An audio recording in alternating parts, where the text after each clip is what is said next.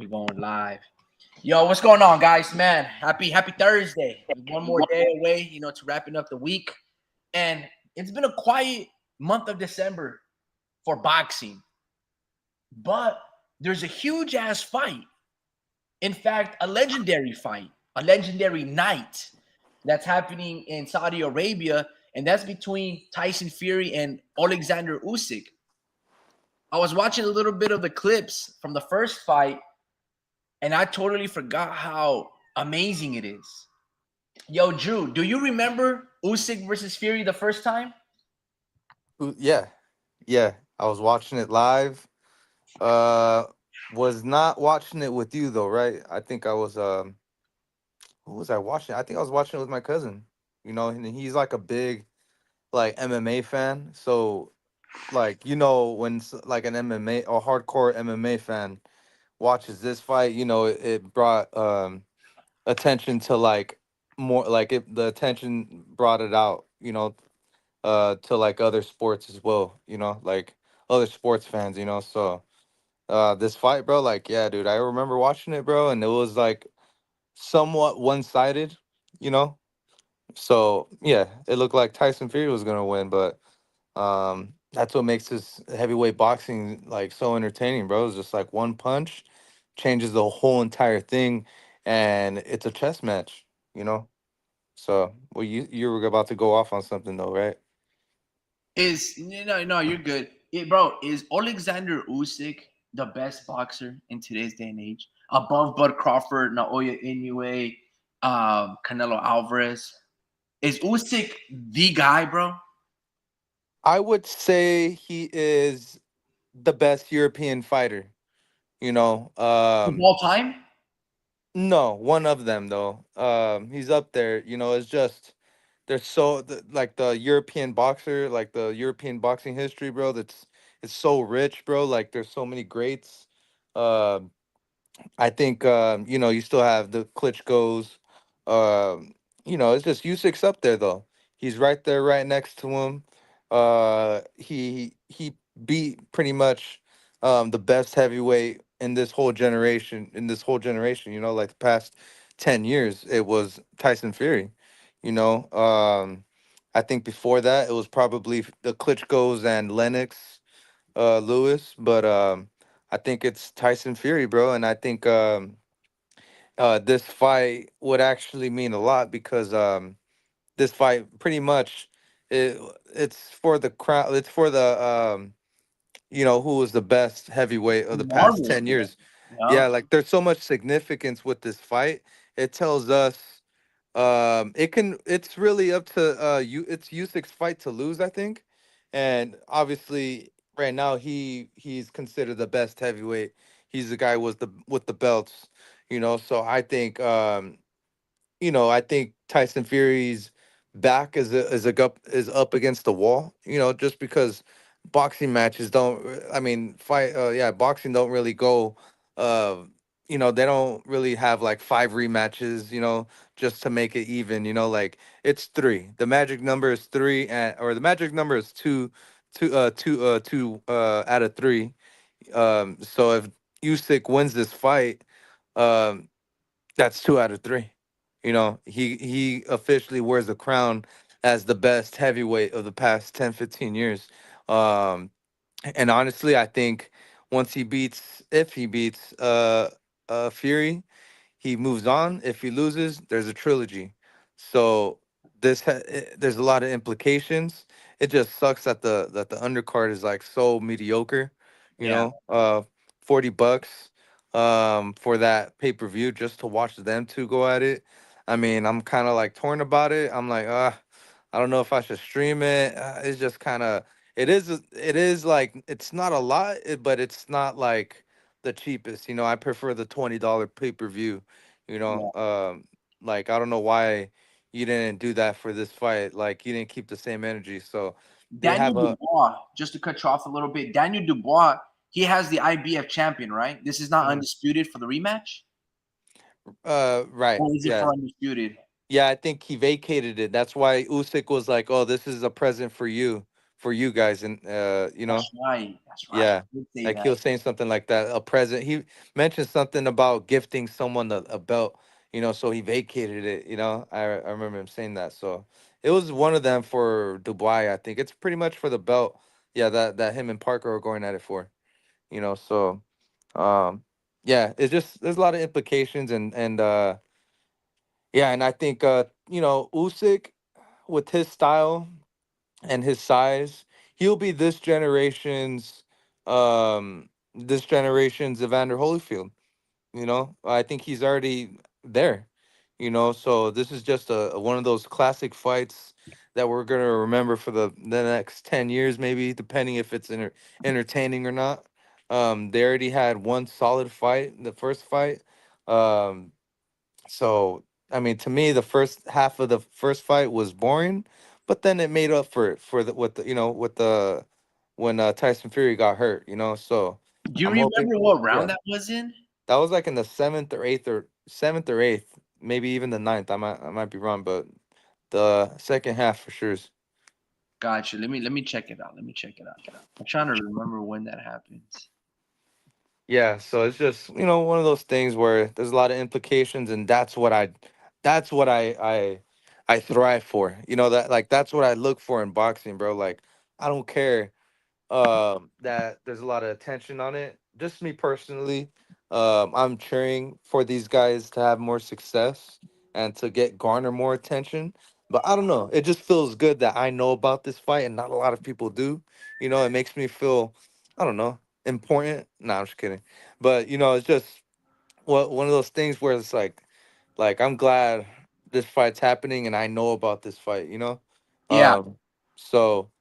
Like just because you do your history, your research, and you look at the great heavyweight fights, and you're like, damn, what was I doing during that time? And you're like you were watching fucking some cartoons and shit, minding your own business, So, um, it just makes you feel like you missed out in a sense, missed out on the glory days of the heavyweight era, in the late 90s, because we are 90s babies. It's just we're too young to remember all that shit. So right now is our time to we're gonna remember these fights, up until we're like 50, when we're old men, bro, and we're like, damn, so that I'm not sure about this fight, but I'm pretty sure I'll remember a lot of Tyson Fury's fights. Let me ask you this, bro, because I'm trying to find. I think I found the round. I don't know what round this is, but I think I found that moment. Better yet, Well, when it'll say on Usyk, BoxRec. when Usyk layers Fury. But what you may call it, yo, the refs, Turkey Al Sheikh, they love Tyson Fury, don't they? So much so that they put an AI fucking judge in it too. That's what I was kind of. All right, dude. I wanted to save that one for a little bit of topic, but before we get to the artificial intelligence ref, is that gonna be legitimate? Like, I know they're going to use it, but Mhm. is it like It's a a test. member of the criteria, or is it just like a different reference so people can see like what's occurring? They're just using that as a test run and as a reference for the judges. And the judges are just going to go off of that. But as of right now, it's just like in the testing process and the referencing points and all that. So it's going to be like copybox. So yeah, it's going to be just like copybox. They're just numbers that the judges refer to, and they're like, okay, because the judges really do refer to that. Depending on the state, because not every state has copybox. So the judges look at that, and that's how they kind of decide. Some judges, all the judges are different, and there's a reason why you don't see judges on podcasts and in interviews and shit. Like they're really low key. So I mean, we want a name, we want responsibility, and that's what these AI robots give us. But I don't know, man. I don't want to trust it yet. They have to give me this is the thing. They're always gonna be wrong, bro. Because we always bitch about a decision. Look at there's so many controversial things. I'm not sure if you're trying to start talking about this right now, but they're just using it as a reference point right now. Got you. Well, look, man. Well, to your point, a four judge powered by artificial intelligence will score the fight alongside the three usual judges for the first time ever. So, my thing is this artificial intelligence. it's supposed to be, computer based and it thinks for itself, right? That's essentially what AI is. However, the programming, the coding of it, right? Like let me ask you a question. Have you used any AI based apps that have came out, whether it's Lenza, whether it's the one app that writes essays for you? Have you used any of these apps that have been released to the Yeah. public as of right now? Oh, that can release to the public right now. That can write essays for you. No, but correct. Have you used any of them? Like you Uh, personally, like yourself, have you used any, animated graphic design things? Like, yeah, my sister tells me that there's people that use AI for their classes and shit. So yeah, no, no, and no. she's But in high have school. you used it? Like, have you personally used it? Yeah, for some art stuff, but nothing like for art. Yeah, Okay, so what I've used it too because I was curious. So there's the most popular one is Chat GPT, and I'll tell you this. I gave it basically like either a paragraph or like 2-3 sentences. I was like, all right, bro, tell me a story about an ant, a little ant. Tell me a story about an ant. And it wrote me a generic ass story. And I was like, I write better stories than you. Like I was comparing my story, what I wrote, to what it wrote, and I told it, write me a robbery story, 4 robbers. Write me a story, and it was whack ass hell, bro. It was like Chat GPT reminded me of unseasoned food. Like it was generic, bro. It wasn't authentic. It wasn't original. The prose wasn't great. The dialogue was horrible. I was like, bro, what the is this? I even gave it a reference point. I told it, I also want you to use the 4 robbers' names, but make it symbolic in reference to the 4 Ninja Turtles. Right? So I was giving things to play with, and it was garbage. ChatGPT is garbage. So the reason I say if you personally have ever used it or have ever dabbled into the artificial things is because I don't know what this artificial intelligence based judge is going to judge the sport of boxing. Like, what is its algorithm? What is its coding? Is it looking for forward aggression? Is it only looking for can the artificial intelligence fourth judge, can it judge the impact?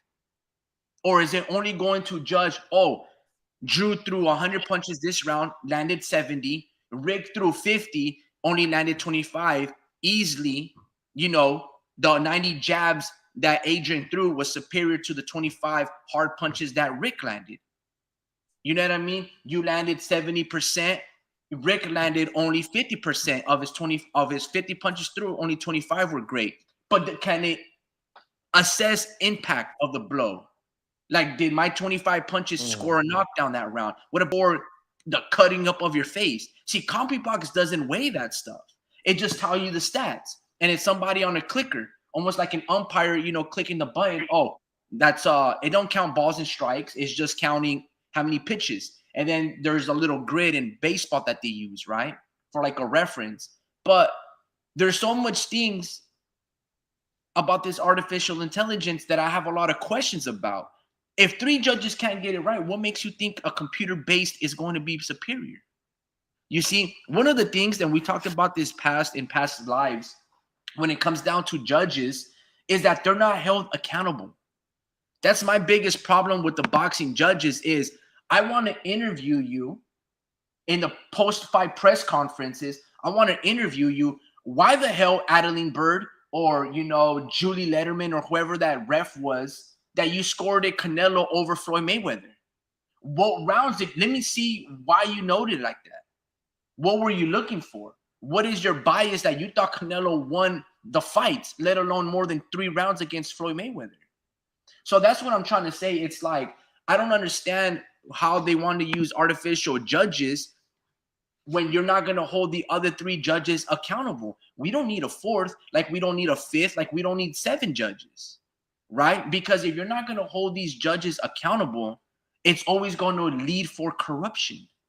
You see, and that's my biggest problem with the sport of boxing is I want to pick the brain off the judge and the judges. I want to pick the brain off the the referee.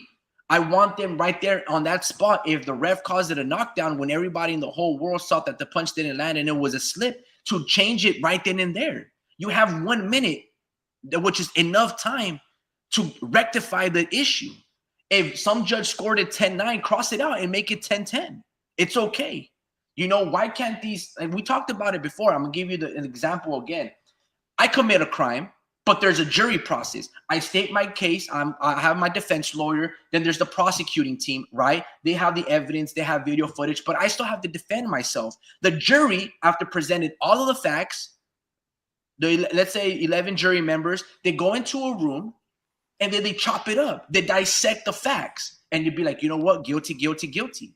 Why can't these three judges that sit in three different locations, why can't they go into a little room, into a little booth, share scorecards, dissect it with one another, then come to a conclusion and present themselves? Why can't they do that? What the hell is a fourth artificial judge going to do? You know what I mean? I'm not saying that I'm sure that they've thought about these things, but the sport of boxing doesn't need computer-based things to tell us what's going on. What it needs to do is hold everybody accountable when robberies take place. Right? So, for example, that was one example about the jury selection, the jury process, the prosecuting team, the defending team, and then how the jury members, they meet up together. That's what the judges should do. And then at times, they don't interview the jury members, like, what did you vote for and stuff like that. But it would be very interesting to see, why these judges, they almost have asylum. Like, you can't question them. To be honest with you, if we don't need, like, we just know their names. We don't even know how they look. They just tell us, okay, this is Julie Letterman. This is the daughter of Howard Letterman. The famous HBO, round score analysis.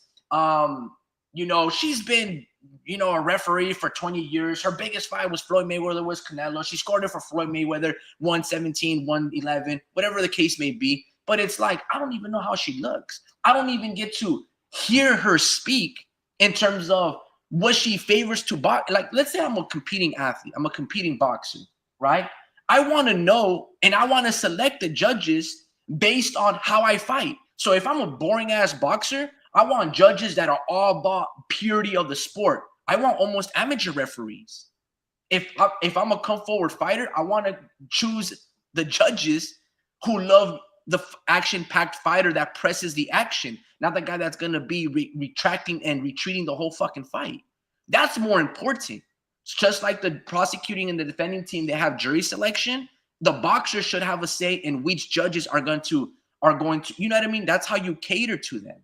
Mm-hmm. But they're mostly focused on territorial. Oh, I want neutral-based judges. One guy, if I'm American, I want someone from Canada. I want someone from Mexico, whatever the case may be. And then the UK fighter that I'm fighting is going to be like, yeah, bro, I need a European judge. You know what I mean? Someone from the UK area. That's what they're mostly focused on. But I want to hold these judges accountable. And how do you do that? By having them cross-reference one another. That's how you get to the facts. And we're talking about the scientific method, right? You have a hypothesis, you test the results, all of these things, right? The scientific method. One of the things that you have to do is you have to replicate the results. So if you come down to a conclusion, Drew, 2 + 2 is 4, you show me the DNA or the data, I try to replicate 2 + 2 is 4. That's how I can cross-reference and I can state, okay, what you're telling me, Drew, that's a fact, that's a truth. Why can't these judges meet up in the booth and talk about it? We don't need a fourth artificial judge, and I have a lot of problems with that. I mean, I think everybody should. And it's not just like, oh, man, the computers are here to stay and they're going to take over our jobs. That's just one aspect of it. But I'm just saying, like, anyway, that's what I wanted to preface if you had used any artificial chat GPT things. The Mexican G, salute to you, brother. He goes, Fury is going to bulldoze Usyk.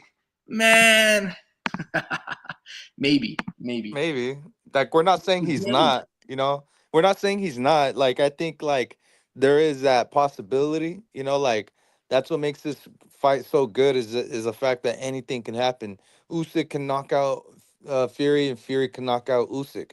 I and people say like Fury doesn't have that power, but dude, like it's not even about him having power or not. It's really just him being able to land the bot on the body, bro. Because Usyk don't take those very well. But the thing is, he's so short. He's got to reach so low, which makes him so open. So it's like a constant battle between those two things. And I think that's why Fury slimmed down a lot, because he's trying to keep up with this dude's stamina. This dude got stamina, man, and he got heart. So yeah, bro, I see him just not playing with his food this time, and actually like not and not leaving no stones unturned, and just fucking winning every round. Like he's not focused on knocking him out, but I do feel like he hurt Usyk like once or twice to the body, you know? Like he had to like breathe heavily a little bit, and I seen that. But yeah, for Usyk to come back and give him a hard time and uh and hurt him, that says a lot about his IQ and him being able to switch up the game plan. So things can happen in this fight. Anything can happen still. But yeah, my I think I'm leaning towards Fury. I'm going money line probably as a betting man. What about you? Fucking guy, bro. Yeah, you love those bets, man. Um, yeah. Look, before we get into bets and all of these things, that artificial judge is very interesting, but I don't think look, I'm not trying to make this argument man versus machine or any of these things, right? What I'm trying to say is the system itself of scoring boxing, it's very outdated. And it doesn't mean to replace human with a robot. You know what I mean? I don't look at it like that. The way I see it is it needs a better, more conclusive results.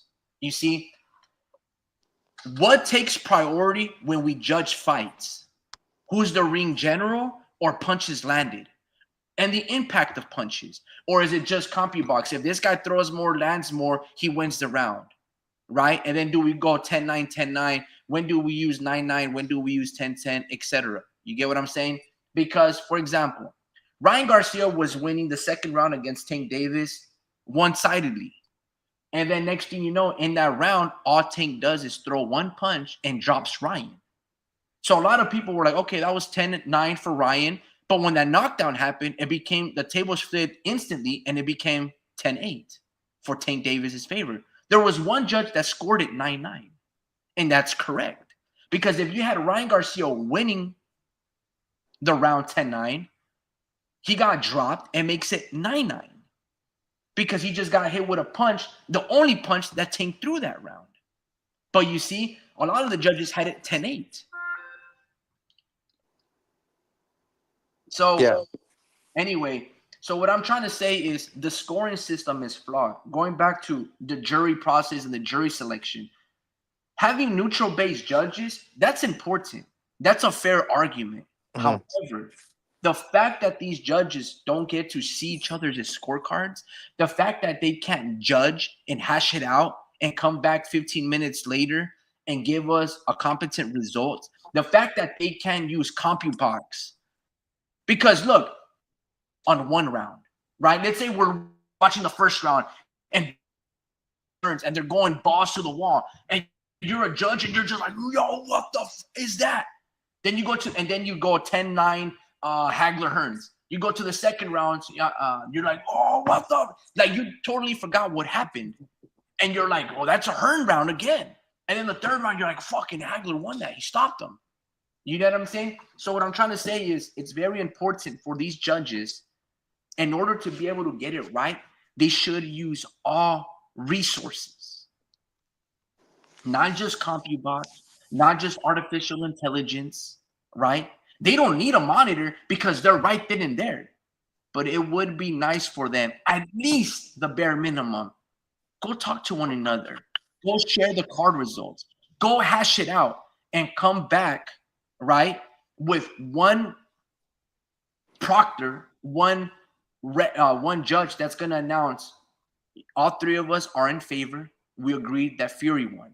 We all have our separate scorecards. Here it was, but these two judges presented a better case than the one outlier, and that's why we decided as a whole Fury won. And here's our scorecards. We use CompuBox and everything. Have them go into a booth and hash it out. Because the fact that these guys don't cross-reference one another, the judges, that's what's flawed about the sport of boxing when it comes down to the judging criteria. And the fact that if I ask you, yo, Drew, what do you like better, the come forward fighter or the slick boxer that it's untouched? You might just be like, I mean, I like knockouts. Okay. Mm-hmm. You know what I mean? So that's what I'm trying to say. Let me read a couple of these comments before I keep going. The Mexican G goes, man, you're forgetting Fury does best in rematches. Well, he slaps a little more, and he leans on you. I mean, he's had a couple of rematches, right? He's had it with Derek Chisora, most famously Deontay Wilder, and this is against Oleksandr Usyk. But everyone, well, Wilder's team, they want to focus on that Fury had something in his gloves, right? And all of these things, glove gate and all of that stuff. But the reality was Tyson Fury was slapping his gloves. That's illegal. He was leaning on Wilder. That's illegal. Hitting behind the ear. That's illegal. Forget about the loaded gloves. That turned out to, to be inadmissible. However, the other things, that's illegal. So does Tyson Fury do better in rematches? I think Usyk does great and even better in rematches as well, And I think he's only had one rematch, and that was against Joshua. And he didn't really do that much better because Joshua did that much better, but whatever. The Mexican G goes, man, you vatos ever turn cherry Sprite? I tried it for the first time yesterday, and it's a masterpiece of the soda world. Have you ever tried cherry Sprite? Yeah, it's all right. I mean, it's not like I'm not hyped off of soda because I've always never been a soda drinker. It's good though, but shout out to my mom for telling me how bad it was as a kid, and I just stayed away from it since then. I mean, I still get my little drink on here and there with soda and shit, but yeah, I'm not a soda drinker. I like Sprite though. I like Sprite. I don't like that dark soda shit. The Mexican G goes, all right. All right. That's all you gotta say for that cherry Sprite. Nah, me personally, I've never tried it, the Mexican G. I've tried vanilla Coke, I tried cherry Coke, but I've never tried cherry Sprite. I like vanilla Coke better. I like vanilla Coke, bro. That's that. Bro, I like Dr. Pepper. Mm. Bro, my favorite drinks in terms of soda, I don't try to drink too much of it because I like it a lot, actually, but I try not to. Uh, fucking guy, dude. My favorite three sodas are, Oh, okay. well, actually four. One is Manzanita Sol. Oh, I wow. like Cactus Jack or Cactus Cooler. Some put it in the fridge. I like Dr. Pepper, Okay. and then I like Mountain Dew. Those are my favorite, bro. Those four sodas, and I'll repeat them: Manzanita Sol, Cactus Jack or Cactus Cooler, Dr. Pepper, and Mountain Dew.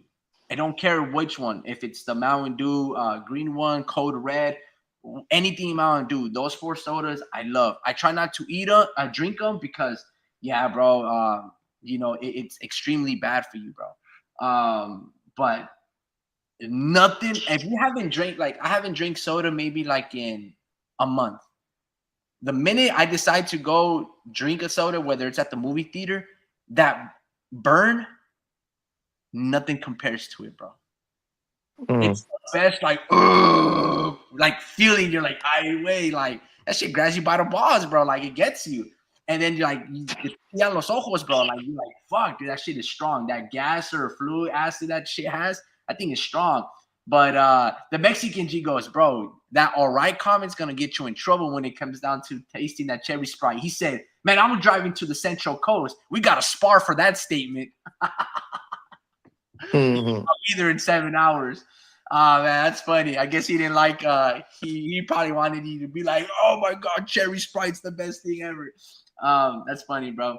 He goes, Manzanita is also one of my favorite sodas. Yeah, I like Manzanita Sol. It's very like, how do I like light. You know what I mean? It doesn't have Mm.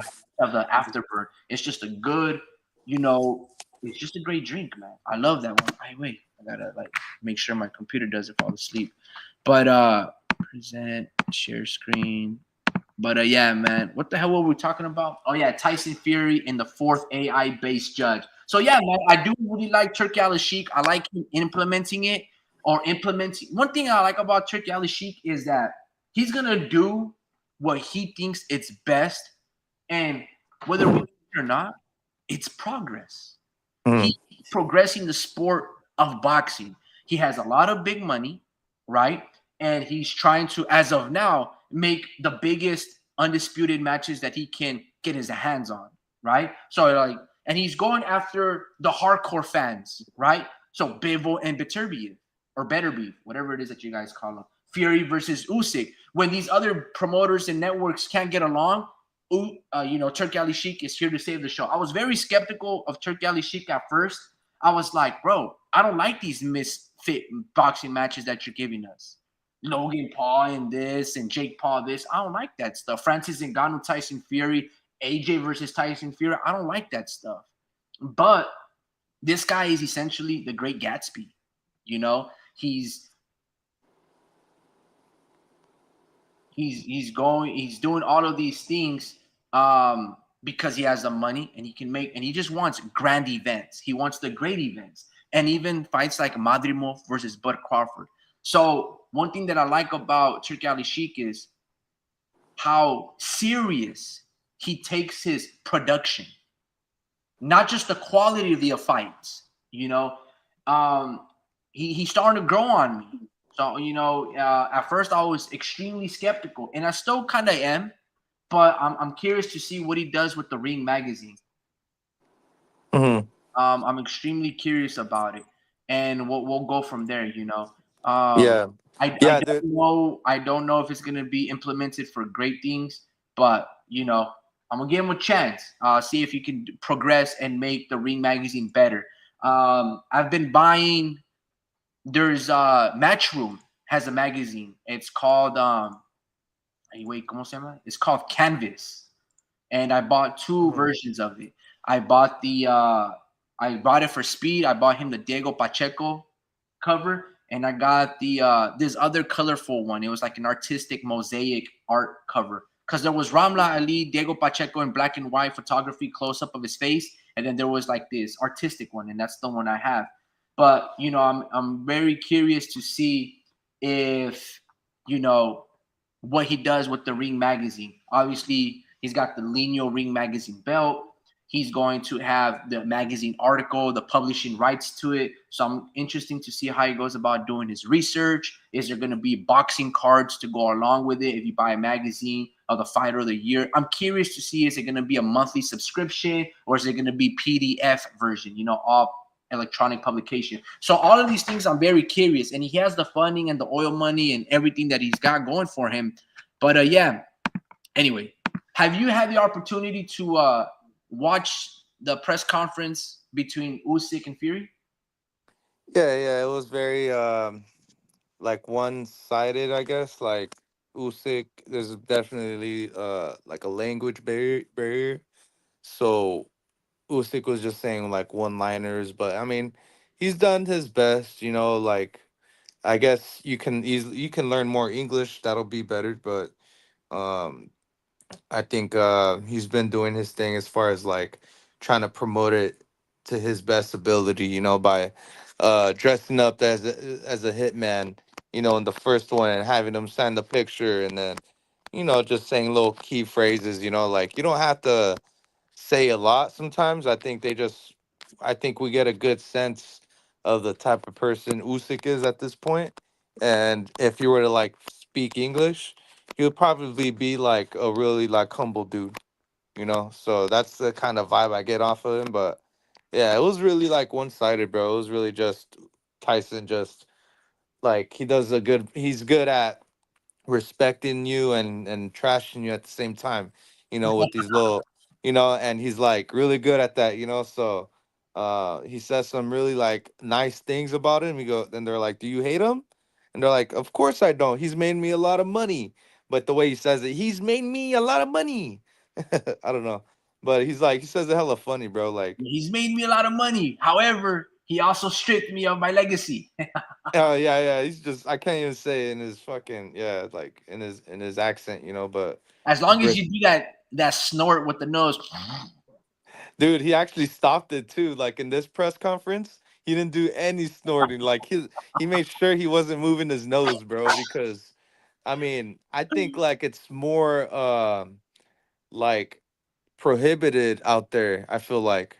Oh, for In sure. Yeah, in yeah, yeah. UK, bro, like to where it's like weed out there, and they're like, and it's like a cool thing. I feel like I think they think it's cool to do all that, and that's why it's like, bro, like they probably told him stop fucking playing with your nose, bro. Like you're fucking, they're starting to catch on, or it's just we're not stupid, So, he definitely stopped moving his nose and playing with it, but yeah, dude, it was crazy. I'm not trying to steal your shine, but go ahead. You were gonna say something because I No, know what happened. you're good. I actually didn't see your comment, Vince. Saludos to you, bro. He goes, his favorite soda is RC Cola.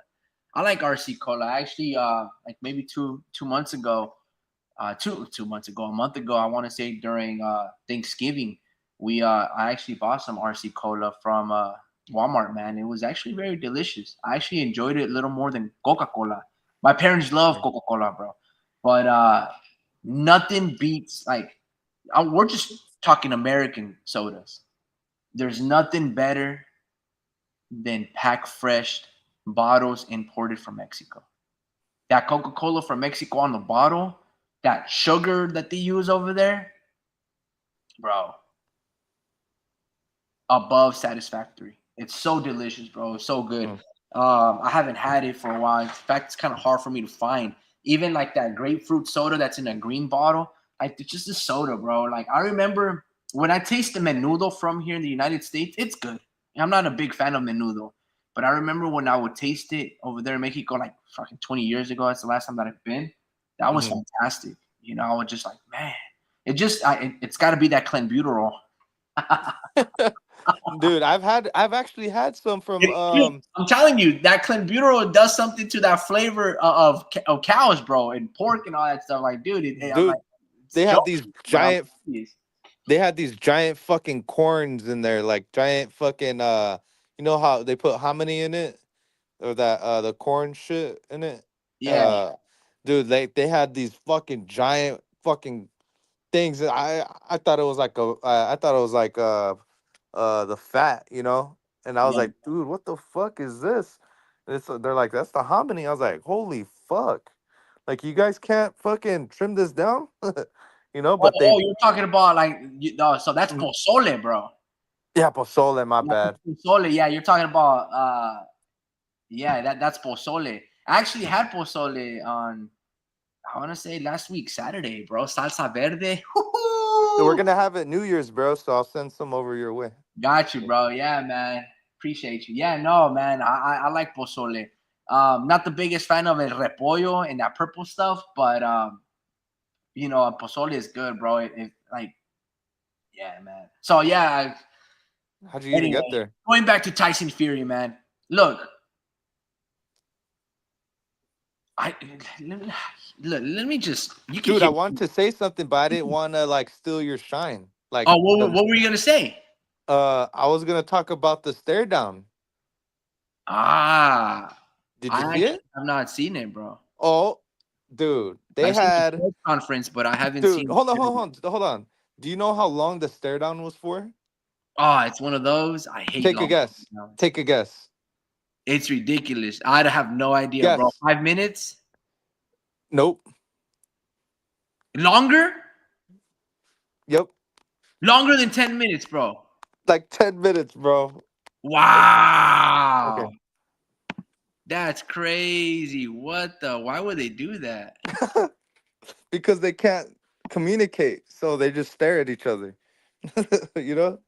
I don't know. I think it's a language thing, bro. Like they're The like, longest face off ever. Hold on. They literally stared at each other for 5, 10 minutes, bro. That's ridiculous, bro. Why the? Listen.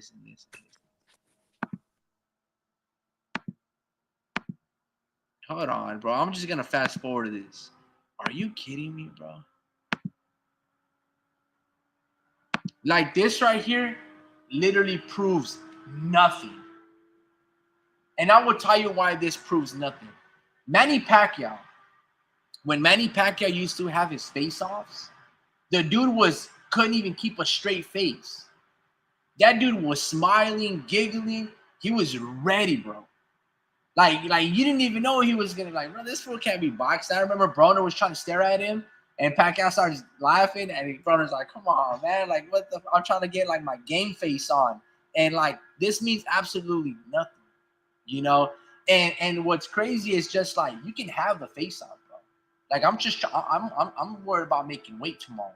I'm worried about X, Y, and Z. I'm not worried about who wins this fucking staring contest. Like that's what it is. It's awkward. It literally proves nothing, especially if you don't shove your opponent or you're trash talking. If you're just mute and just staring deep into his soul, you know, it's just like you're not even sizing him up. You're so locked in eyeball to eyeball, bro. It's the corniest thing ever. Like what the? I mean, I don't know. I'm Hold maybe on. wrong, but what do you think about that, bro? I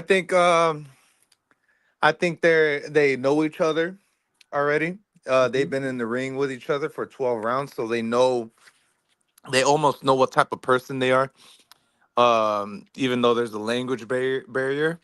So at this point, bro, there's no there's not a lot of communication going on as far as them trying to express themselves. Like I mean, as far as Usyk, and I think Fury's only gonna give so much he can take. Like he's like you can tell he's not trying to overly disrespect him because he can't do it back. So he's not trying to like not piss him off to us. In a sense, and I think he's just trying to state facts, like and trying to pump himself up and yeah, I think he really does believe that he can beat Usyk, but it's all mental warfare. They're just trying to get in, trying to see who flinches. And they said, and they Fury was like, I can do this for 2 more minutes. I can do this for another 2 minutes. Test me, So yeah, it's mental warfare. It's deeper than the money. It's deeper than they didn't care that there was millions of people watching them stare each other down. It was about them two. They didn't care about making attention. They wanted to. That was a battle right there. That was a mental battle that they were going through right there in that moment. And that was like the pre-battle to the actual battle. I don't know, but you know what I mean. So yeah, bro, I think it's all mental warfare, and that's just part of the game, man. I think it creates buildup because how can you fake that? You cannot fake that. That's legitimate mental warfare. They're not like even if they were to like set it up like that, like they're like, all right, we're gonna stare at each other. Dude, imagine if me and you were to say, hey, let's stare at each other for 10 minutes and not fucking laugh. It's like imagine doing that. Like in order to do that, you would actually have I to would hate. be thinking awkward, Yeah, like. you would. Nah, dude, you would have to actually. But when you actually want to beat someone in a sport or somebody, and they're like looking at you, I know it's not even the fight yet, but it's like, dude, like this is like the best way we can really like communicate is by staring at each other. It's like, yeah, we're not gonna back down, like it's definitely the language barrier, or else they'll be in each other's faces communicating. This is their purest way of communicating without touching each other. So, yeah. I don't know, man. I think like yes, it's true in terms of the language barrier. That's actually a very good point. That's probably why they aren't talking trash. But bro, you don't need to stare deep down into this man so you can know what the hell is going on. Like, they're trying to feel the temperature and the vibe. But you guys should already know that because you guys fought for 12 rounds. They know how serious these things are and how serious how serious both of these fighters are and how prepared. Staring into each other for 10 minutes, why didn't you guys go an hour? You know what I mean? That's the real testament to see who can stand there in one place, not moving for an hour. 10 minutes? What's 30 more minutes? What's 50 more minutes? Nah, man, I think staring into somebody past, like if 30 seconds. because there's no language barrier, there's the language barrier. It's excessive, bro. It's just give him a push, slap him, you know what I mean? Tug on his jacket, grab him by the throat. That and I can communicate through gestures, through physicality. You know what I mean? I can speak English, but you speak Ukrainian. Yeah, we're not gonna understand each other. But if I grab you by the throat, I guarantee you I'm gonna get a reaction out of you because my job is I'm trying to get a reaction out of you. Staring deep into you does absolutely nothing. Something that you do to your soulmate. You know what I mean? Maybe it's not like I'm not gonna go into that example, but you get what I'm saying. I don't know, man. Um, Lord Frieza goes, no, he didn't win. Sarbone whooped Fury so bad. Who's Sarbone? Sarbone. Look, man, Who's Sarbone? I have no idea. Who's Sarbone? Did Tyson Fury fight some dude named? Hold on, Tyson Fury. Hey, just a heads up, fourth quarter, Chargers are up 27-24 against the Denver Broncos. Sarbone. Who's Sarbone? Let me see. I don't think he ever fought some dude named Sarbone.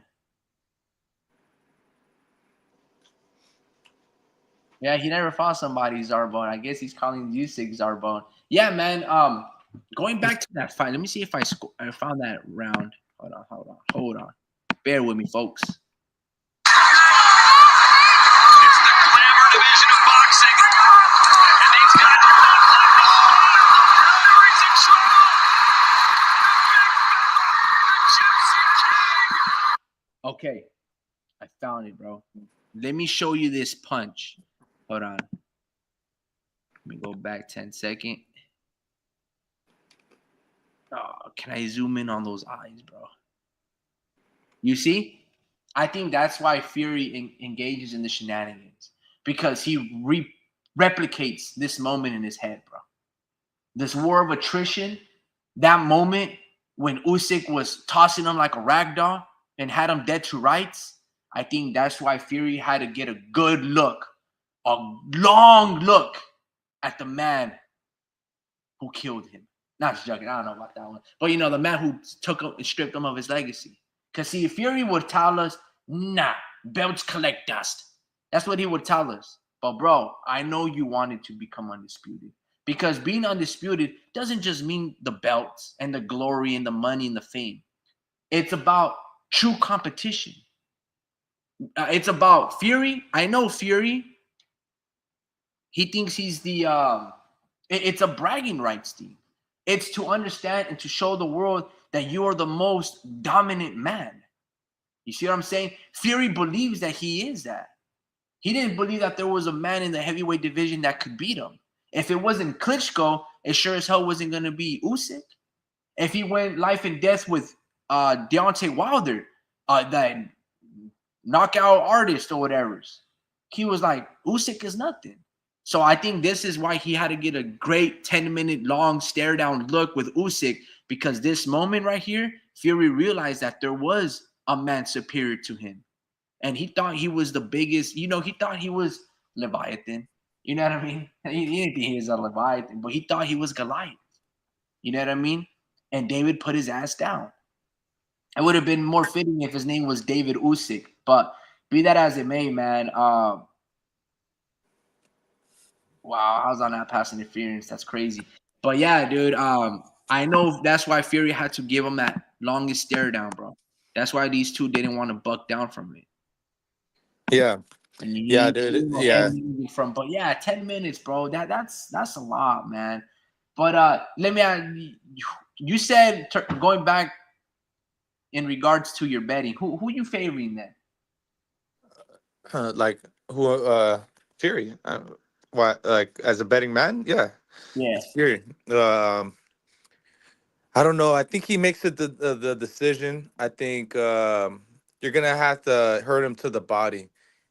You don't have the power to really hurt him to the head.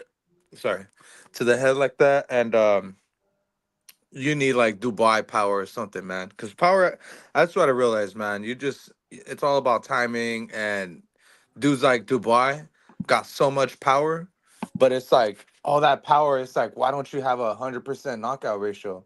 But it's really just different with the heavyweight division. And, uh, you know, he managed to, I think he legitimately hurt Usyk to the body, so that's his weak point right there. But with Fury, he's gonna have to put more emphasis on the body, but that's the dangerous game to play, just because obviously you're open for shots, because of your height, So just a yeah. little correction. So when Lord Frieza goes, Zarbone whooped Fury so bad. Zarbone is a Dragon Ball Z character, right? And he has funny parted hair, and I think that's what he was trying to call Usyk because Oh, Usyk has that little parted hair sometimes. So I think he was calling Usyk as Zarbone. oh, no wonder. And look, all I gotta say is, well, there's a lot. There's a lot to say in regards to, you and the Mexican G. You guys are both saying Fury by stoppage. I don't think that Fury can stop Usyk because when we look at Fury, he couldn't even stop that southpaw that he fought, that Joshua stopped within like 4 or 5 rounds. Do you remember his name? What was that guy's name? And he was a south. Franklin, Who? No, Jermaine, no, not Jermaine Franklin. That's who Joshua fought. And his name was Fury fought him. Otto Wallin, right? Otto Wallin. Fury couldn't stop him. In fact, Fury hasn't really fought too many southpaws, and he doesn't really do great against them. I will say this though: Fury, in order for him to get the stoppage, he has to do what he did on Deontay Wilder in the second and the third fight. In the second fight, remember, he was using, wrestling tactics. He was using Klitschko tactics, leaning on him, hugging him, using his weight, right? Slapping him, doing all these things. He had to get on the inside, essentially, to walk down Deontay Wilder, put him up against the ropes, lean on him because Wilder has Bambi legs, right? He won't be able to do that against Usyk. Usyk won't let him. He tried to in the first fight. Usyk would pivot. He would turn. He would shrug underneath him. If Fury tries to get on the inside, he can land some uppercuts like he did in the first fight. He can land even a couple of them. But I think he's going to give up his height. And if you're giving up your height, Usyk throws faster combinations. He's going to catch you. And in fact, when he hurt him in this particular round, right, look at the short shots, bro. Hold on, I'm trying to find it right here. All of these shots are short. Boom. Look at that. That was just a touch left hand over the top. And that ref right there saved Fury. That right there, bro, he would have, if he landed one more left hand, boom. Right there, Usyk probably thought, man, that ref is stopping that fight. Because the ropes is holding up Fury. If there's no ropes right there, bro, he's in the front row seats. On his when what's his name? Not Jeff Horn, when he dropped Bernard Hopkins out of the ropes. Joe Smith. You see what I'm saying? In fact, this ref saved Tyson Fury. So if there's one guy who can get this fight by stoppage, is Usyk. For Fury is essentially win by any means necessary because you're down 1-0 to this dude. So you got to get that point back regardless, anyway, anyhow. I don't know if Fury's going to put himself in that lights again to really fucking dig for the knockout. Maybe. I could be wrong. But I don't think when we look at the only time Usyk has been down, right? You look back at Artur Beterbiev hitting him in the body when they were amateurs at 160, 68. You also look at when Daniel Dubois landed that low blow on the navel, right? And that's what puts Usyk down. Usyk, like Lomachenko, they have great chins. But how did Orlando Salido beat Lomachenko? A lot of borderline illegal blows to the body, right? That's what, to your point, that's what Fury might have to do. Now, I think you're saying the only way to really put down Fury is by body shots. I don't think so, bro. That dude has a lot of fat, a lot of blubber in his waist. That's like a layer of protection. No, that's Usyk. Expose his that was for Usyk? Yeah. Oh, okay, yeah, I agree. I don't know. I think Fury's got a great core. I think he's a bit chinny, got a lot of heart, but he's chinny. Yeah, I But agree. I think Usyk, because he uses his legs so much, I think he's a little susceptible much more to the body. And if I'm Fury, that's what I'm targeting. Body shots, right? And uppercuts. But if I'm digging to the body, I'm giving up my height, which allows me to be susceptible to getting caught up on top. And if I'm trying to get on the inside and pop uppercuts, I'm also giving up my height and fear, and I'm in range for Usyk to like pulverize me. It's gonna be a great fight, man. It's gonna be a great fight. We're gonna Mm-hmm. see what exactly happens. But Yep. man, the Mexican G and yourself, you're saying Fury by stoppage. As he said, I said it first. I didn't say stoppage. There's a possible, but I'm leaning towards a decision Fury. Got you, man. Yeah. Damn. Yeah, so I don't think there is an outside chance that he does, but if that does happen, it'll be because he's down from the body, which will be actually a crazy thing to see, right? Because he's not like that type of dude, like he's never done that, even with like his weakest opponents that do get knocked out. So I think Usyk, that's the only way he gets knocked out is with body shots, and then I agree.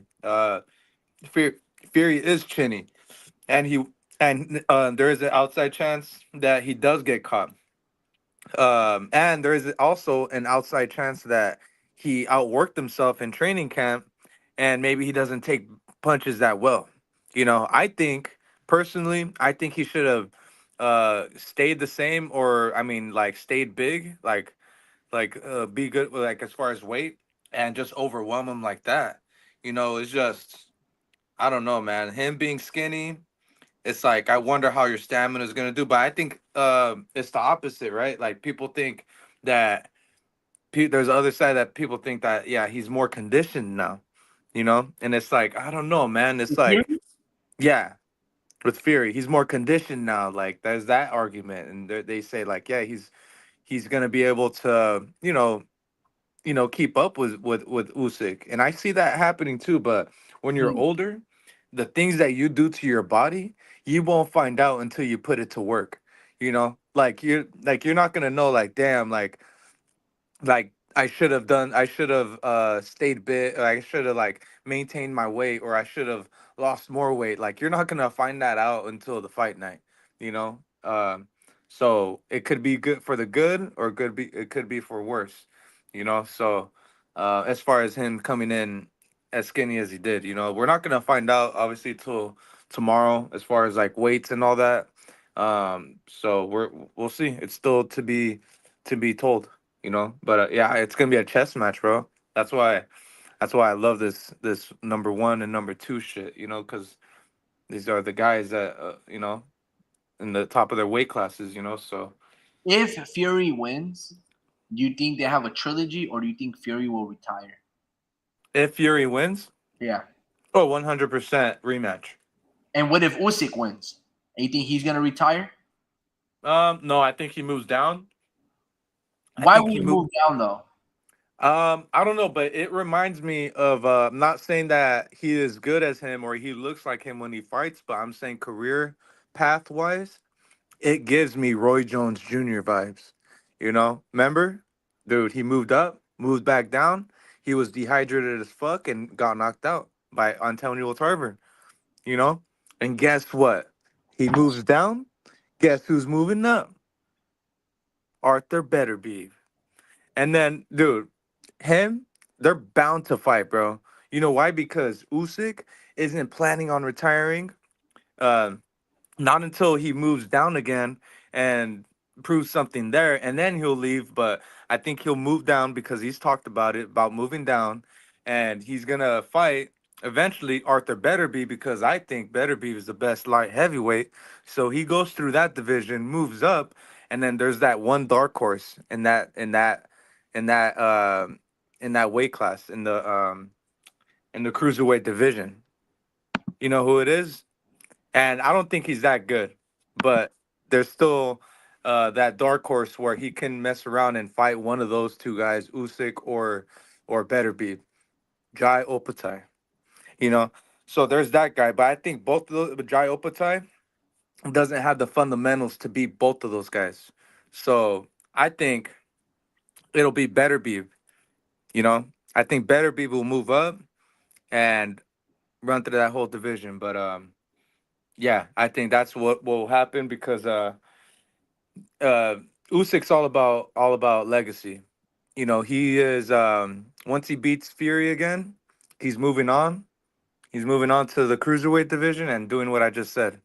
You know, that's really the only direction. You know, like as a pound for pound guy, like he's done the most he could as far as conquering divisions. Like it would Bro, be unhealthy for him to move again I'll say down. this: Yeah. Usyk has always chased history, which is why he moved up to the heavyweight division because he became undisputed in cruiserweight.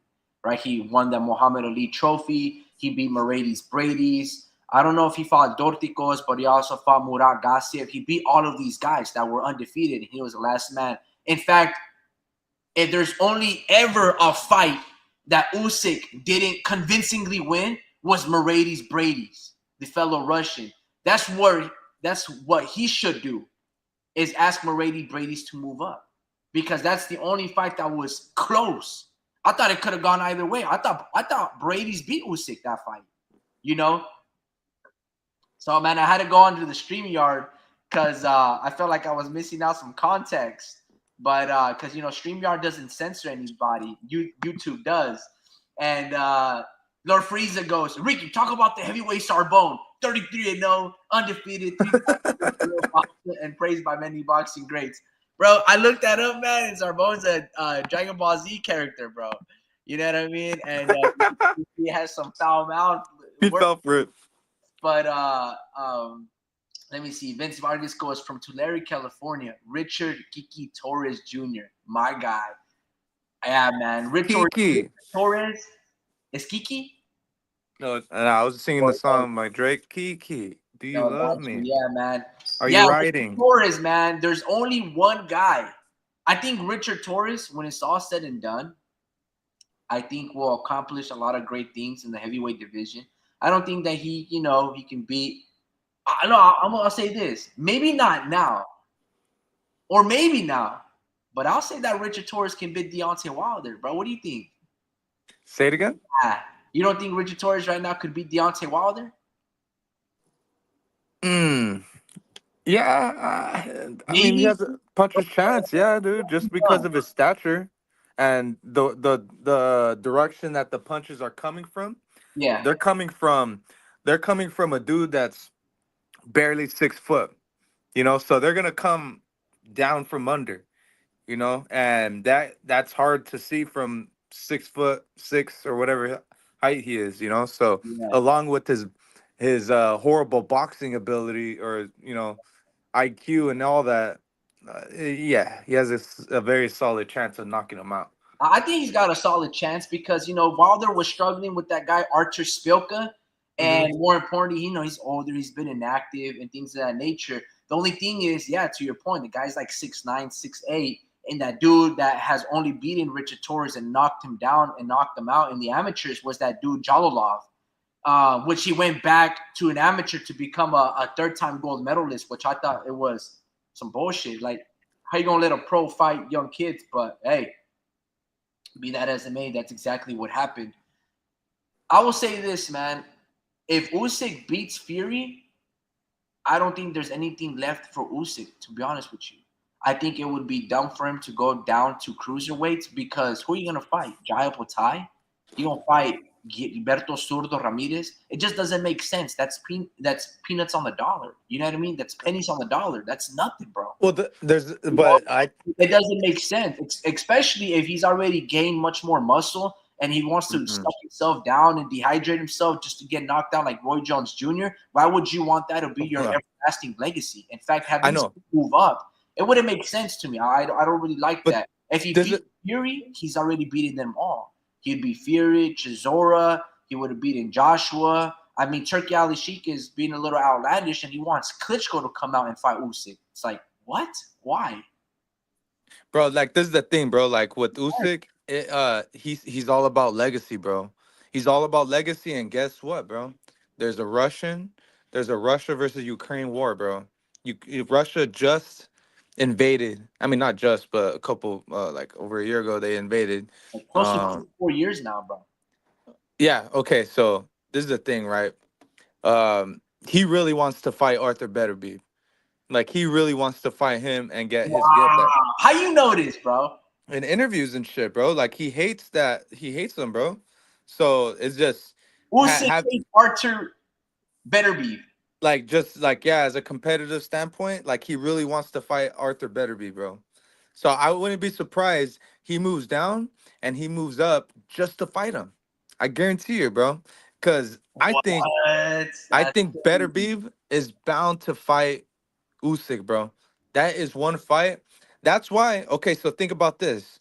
Who did Bradis?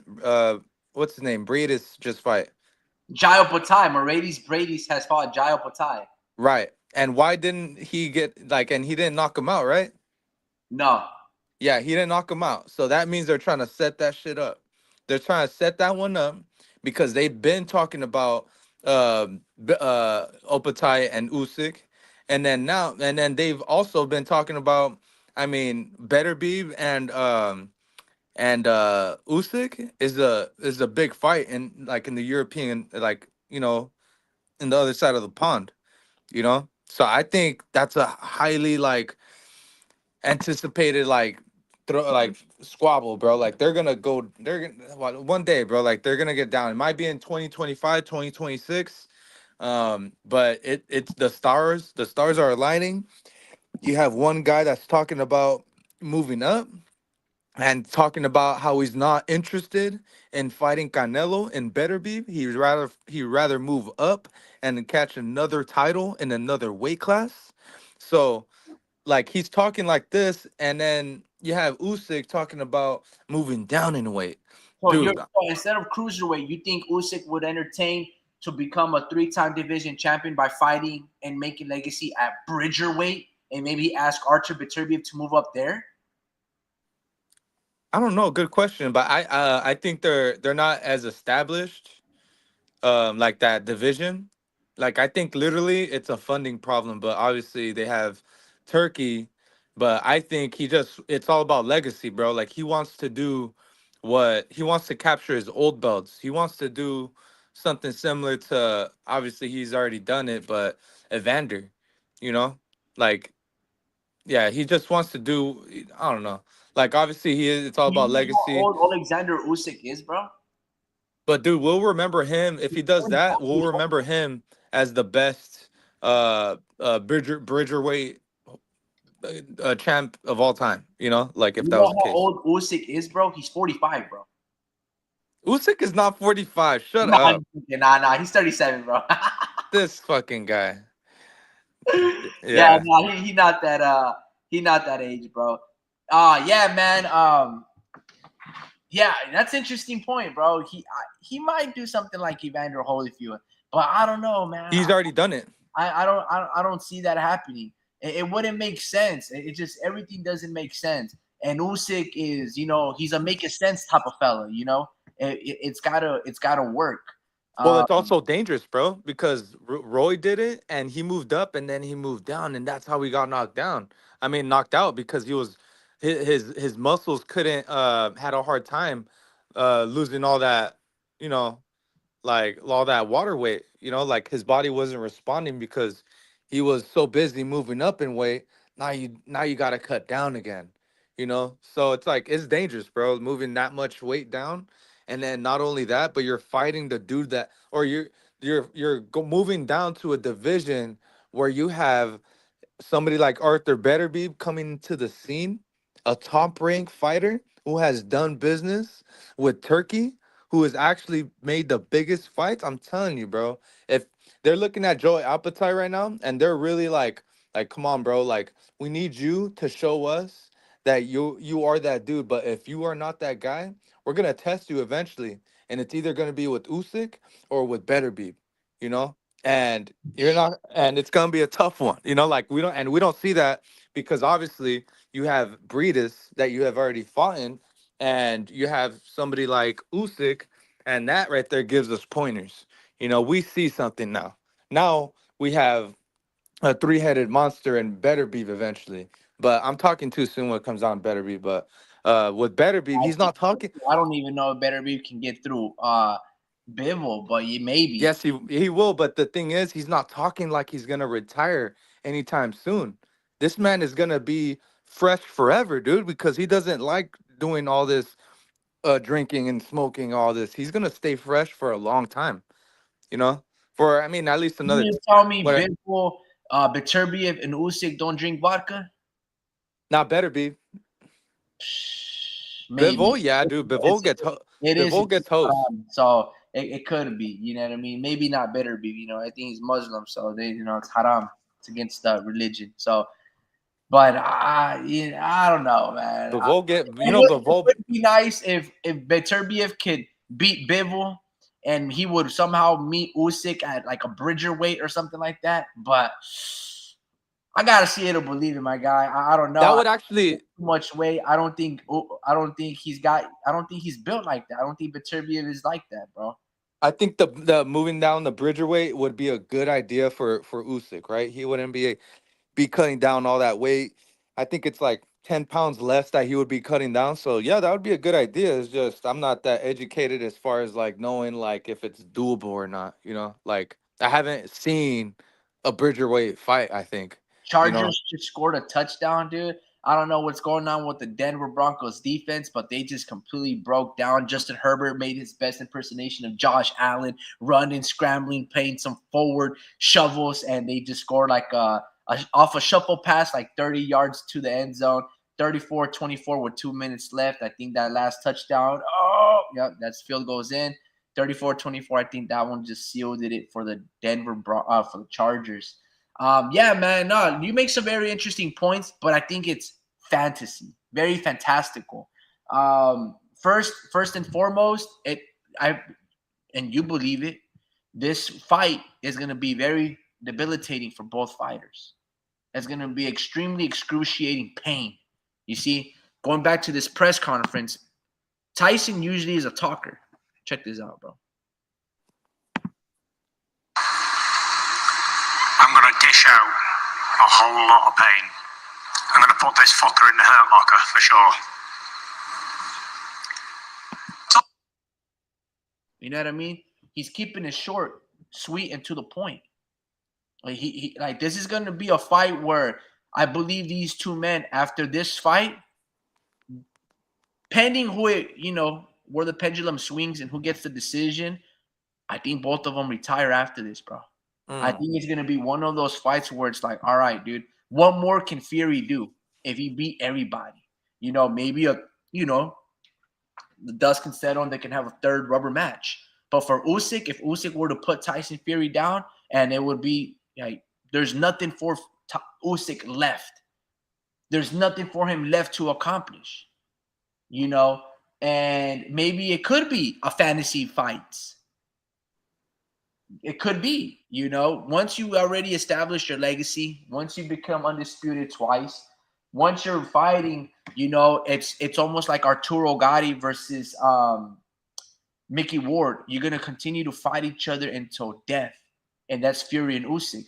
There is no better competitor than these two guys are for one another. And when you fight like that, you shorten careers. And Fury's all about his money, as he is just about having great fights. And Usyk is all about legacy. And Usyk, like Lomachenko, I feel like they'll walk away from the sport because they feel like they've done enough.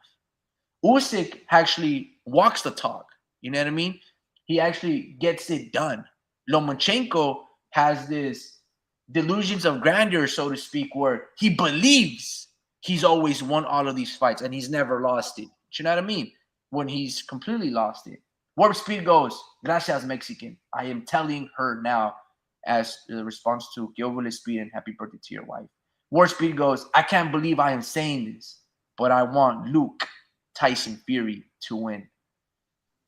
The Mexican G goes short, sweet, and to the point. That describes every date I've ever had. That's good, man. Oh man, Yeah, hey dude. man. I can't believe I'm saying this, but I want Luke Fury to win. What? Why would you want Fury to win, bro? This man is unscrupulous. He's the worst kind of character that's walked this earth. Do you remember his fight versus Klitschko? Do you remember how he failed multiple drug tests and he went on that snow girl, right? And have this whole defense that of insanity?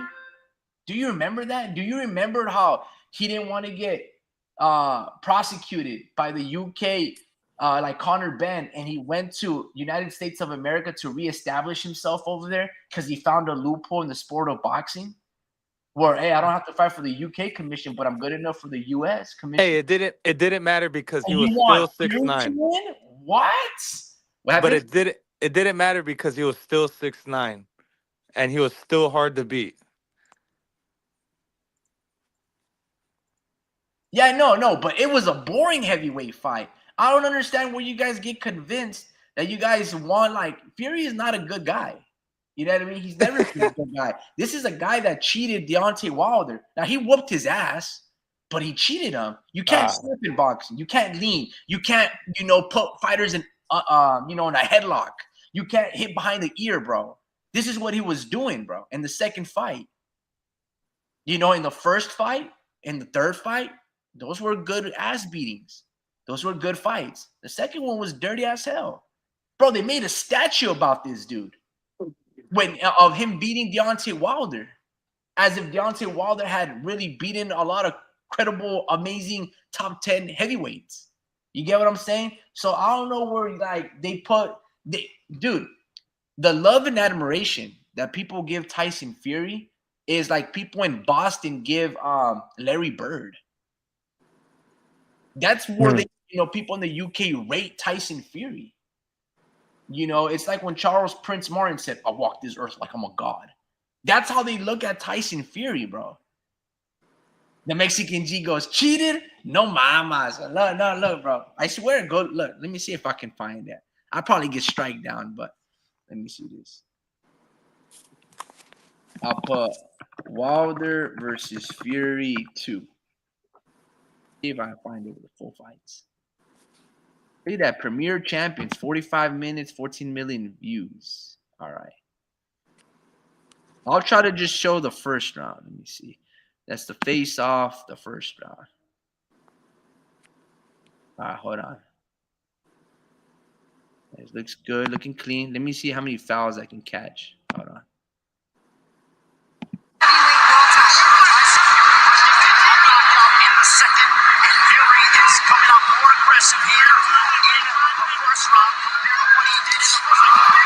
Nice clean right hand over the top from Wilder. Hold on. I just got to skim through it because I don't know when the cheating begins. I always look at it when it's the hugging and shit. Let me see. I remember like the first 2 rounds. I think Deontay Wilder starts having this piston-like jab to the abdomen. Hush, hush. And you know what I mean? I don't know what the hell that was, but I got to look through it. The Mexican G goes, "Man, Pachuco, saludos to you, brother." He goes, "Fury whooped Wilder." Like his name was Kunta. All right, here you go again. Look, man. I'll say this, bro. I don't know how you guys can root for Fury. How can you guys root for Fury? Especially, what is wrong with him? Like, over Oleksandr Usyk? Usyk never failed a drug test, has never done competition, and Fury hasn't even fought Joshua. I like Usyk too. Usyk is a no-nonsense guy. Usyk fought all of these dudes, Mercedes Brady, Stortikos, Murat Gassiev, went up and fought Chisora, Tony Bellew. Who else he beat? Joshua twice, Daniel Dubois. Like the ultimate road warrior, bro. Never failed a drug test, never made excuses, is the ultimate pro, never talks trash, just goes about his business, puts people down, whoops ass, and somehow you guys find it in your hearts to want to go for Fury, who's cheated on his wife multiple times, who's cheated boxers in the sport. He lives his life outside of the ring like he does inside of the ring. Dirty as hell. And that's what you guys are rooting for. That's crazy to me. It makes no sense. I think just with me, like listening to people talk, and I don't really judge how good they smell and how they good to take care of themselves. Like I know for a fact, like Tyson Fury puts out a lot of money to his community and to his wife and shit and to his kids and like that. I think like he's like I don't know, like I think he's not that bad of a person, bro. Like honestly, like I think What it's do you mean he I gives back to his community? Supposedly, he said the check that he received from Wilder, I don't know what fight, he was gonna give it to charity. Did that ever become like the whole check? Nah, he did though. He did give yeah, he did give a lot of fucking money to them. Like it was like yeah, bro, it was like a lot of money, bro. I think it was I either read 10 million or 100 million. I don't think it was 100 million. But I read somewhere it was like millions, so and it was like like a lot like it was like the majority of the check, so yeah, bro, like this guy fucking like I see the way he talks, like he gives respect, but then when it's time to like boost up a fight, like he's like, all right, no more giving you respect. It's time to do this, like I like the way he talks shit when it's time to talk shit.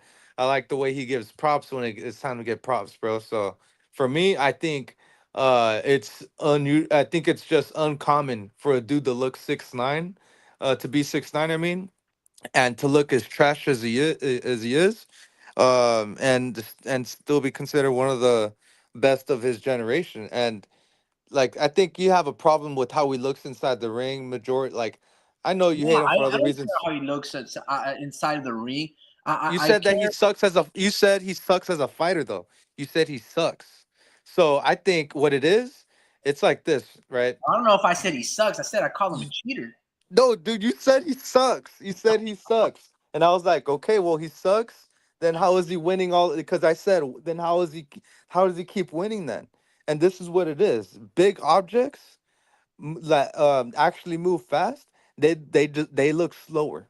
Like I'm not trying to be like too controversial, but like just think about anything that's big. Like like sorry if this is insensitive, but like when you seen the 9/11 towers fall and shit, I remember watching them fall slowly. You know, that's like Fury. He's so big. He looks like he's moving slowly, but it's just hard to move as a big guy like that. But it's making up for it because he's so damn big and he's connecting from feet away. Do you Like, remember this name? Shaquille O'Neal. yeah, He was bigger, he was heavier, and the boy was nibble, bro. we're Don't talking get no. basketball, bro. We're No, talking we basketball. see so much basketball players. You see that big ass dude from the New Orleans Pelicans, That's this a bad. Zion Williamson. Don't That's get a bad. Fury a pass, bro. What do That's a you? bad example. That's a horrible example Those are because you're some big talking ass about. dudes that weigh 300 plus pounds, bro. Yeah, but We're you're talking talking about. about robotic movements, stiffness, I don't squatting know. in boxing. We're talking about windmill dunks and 360, 720 airmill dunks, bro. They're not doing that anymore in the NBA. What are you talking about? No, They're they not doing that at all. do that. And you 720 windmills. Fury, bro. You trying to listen. I don't know if I don't remember me This saying guy said 720 windmills. Fucking guy. yeah, that's only like one guy, Vince Carter, bro. But what I'm trying to say is this. I don't know if I said Fury sucks, but I say that he's a cheater, bro. And it's true. He does. He's cheated multiple times. He maybe cheated Klitschko. I know damn sure what he did afterwards. Failed the drug test and he left. He literally went on an airplane. Whoop! Sayonara. I'm off to the United States. I'm gonna go reinvent myself there. Guess who could have done that? Conor Ben could have done that. You know when Eddie Hearn had Julio Cesar Chavez Jr. fought Danny Jacobs in Las Vegas? Chavez Jr., I forgot if he failed the drug test or he was cutting weight unhealthy. They sanctioned that bout from a different state. They went over to Arizona. Then Chavez Jr. broke his nose, or Danny Jacobs made him bleed, and he quit. And a lot of people in the fans started throwing bottles at Danny Jacobs and Julio Cesar Chavez Jr. Conor Ben could have left the UK, not go through litigation, and just be like, "Oh, I'm gonna go fight Mario Barrios or Ryan Garcia or Tank Davis or whoever fights me in the United States." He could have done that, but he decided to face the music and fight for his right that I'm a clean athlete. Fury didn't do that, bro. You see, so this dude is unscrupulous, bro. I don't know why you guys want to give Not, him a pass. Usyk is the not, true professional, but this is the thing, all right? all Like, around. What we wanted Lomachenko to do and accomplish, his fellow stablemate, Oleksandr Usyk was able to do so. But like, See, there's a thing. Yeah, go ahead. what's the thing? I'm going back to height. I'm going back to the height thing, but you were Man, who talking cares about. about his time? Okay, let me see. I'm telling you a point right now. Go Don't for you it. see all the tall people, all the tall people in their divisions are pulling away with upsets, but not like Fury. It's not considered an upset, but you see Fondora, you see Espinoza, you see Gabriela Fondora. Dude, what like there's a thing about tall people that are actually winning. Way Like you, bullies. huh? Way bullies. Oh, who cares? Let Nana me boo tell you this. boo. You don't think Nana boo boo. Rafael Espinoza, you don't think Nana that boo dude should boo. be fighting at 147? That's a big ass dude. That's a weight bully. But you like him though. But you like him though. Hey, because he makes weight, because he's not a cheater. Oh, now he's not a boy bully. No. He makes weight. But you mean Sebastian Fondora? That dude probably should be fighting at 168. What the hell is you doing at 154? The kid even said, "Man, I'll go down to 147." Hey, right? How dare they be so tall? Exactly. How dare you be so tall? How dare you be so tall fighting some small ass little dudes? How dare you? And G tries to tell me, yo, man, Rayo Valenzuela is so good, bro. Look how he beat Pitbull Cruz. Man, you fighting some dude that's 5'1". I remember when you got knocked out by some dude that was equal height to you, and then you blamed your trainers and you walked away and you sued them. How dare they, bro? These are the tall men of the sport. You guys giving these tall ass dudes too much credit, bro. Dude, What are you talking they're about? tall. What are you talking It's not your fault you're short, you know? It's not your fault where you're short, bro. Like there's a thing about tall people I'm and not then even sure. I'm like fucking like the consensus. I'm like like the medium height, bro. yeah, but we're talking about tall people and their ability to take advantage of their situation. You know, like they can make weight. They're making weight. Like if everything is natural, they're not popping for anything. And I'm just talking about the guys I just named. You know, none of those guys have popped, but yet they're winning. You know, so What's there's up, a thing buddy? about it. With Fury, it wasn't as bad as it wasn't as bad as what's his name, Ben, Connor Ben. You know, just because the media doesn't really label him that way. They label Tyson Fury like they do Connor Ben. You know, Connor Ben has like for some reason his reputation like went down the drain a little bit, like down the gutter a little bit. Like they made him like look like the super bad guy, and he got caught, and he tested positive for whatever it was, and But he showed you receipts, though. He showed right you receipts. He showed you everything. He went through the litigation process too. You know. We because he always got caught. you're innocent until proven guilty. He got He caught though. is right. Fury got caught too, and he decided to run away. No, no, he didn't Dude, get caught with anything. What did he get caught with? What was he drinking? What was he like? You know, like they literally caught Connor Ben with exactly what the fuck he was, eating. And they was like, dude, like you were red-handed. They caught him red-handed. With Tyson Fury, they didn't catch him red-handed. You're just playing cops and robbers right now. on Like September 23rd, one day after he submitted to his voluntary anti-doping association random urine test, which came back positive on the 29th of September put that on the panel. for benzoyl gonine, the central compound found in cocaine and the marker for a positive test for the banned substance and illegal drug use. So benzoglycol, whatever that thing is, okay? I can't pronounce that word. You know what I mean? So that's what this dude, coupled with other things. So let me try it. This is letter, okay. VADA president, this is on ESPN.com. Dr. Margaret Goodman sent Fury and others associated with the rematch a letter confirming the test results, a copy of which was obtained by ESPN.com. The letter is to advise you that the A sample urine specimen number 4,006,217 collected from Tyson Fury on September 21st, 2016, through his participation in the VADA program, has been analyzed for anabolic agents, diuretics, beta-2 agonists, stimulants, and drugs of abuse, the letter said. The results of the analysis are as follows: adverse. urine specimens contains benzoyl gonine. Okay, dude, that was a whole lot of shit. The program has now the program is analyzes for anabolic engines. He only got busted for one thing. Okay, so a lot of people were during this time. Only one thing. Right. They're basically saying all of these things, but whatever. If it's just one thing, he just could have been like, you know what, dude, I own up to it. X, Y, and Z. This dude, I don't know if you remember what was going on through this time, but this guy was very devout Christian or a Catholic, and he was going on about, the establishment, the perversion going on in the world. He was basically preaching the good word of the Bible, which is nothing wrong with it, But he was going against all of these like Zionists, going against like the banking systems, going against give me a second, bro. Give me a second. Thank God. Anyways, fucking he's really doing a lot of digging when Conor Ben is just Baby, bye. Damn, he's back. Yeah, no. So he was going against all of these people. Like there was these videos, and I'm sure they probably struck him down off YouTube because he was attacking like pedophilia, people that were gay, a bunch of things, bro. He was going against all these elitists, and they were basically you can make that argument that they conspired against Tyson Fury. Whatever the case may be, there was a lot of death threats that were coming to him and stuff like that. So he decided to flee the country. He never rematched Klitschko, so he was never absolved or excused. He was found guilty, right? You can do a quick Google search. What I'm telling you guys is not false. It's the truth, okay? So that's what happens. Let me read a couple of these comments right here. Mexican G goes, man, Fury's a stand-up guy. Come on now. Let's stop making excuses. Being tall isn't an advantage. Arimeri, El Pachuco, salute to you guys, bro. Vince Vargas, it's been a while that you guys have been here. I mean, you guys were here probably like the last lives, but yeah, man, it's always good when you guys are.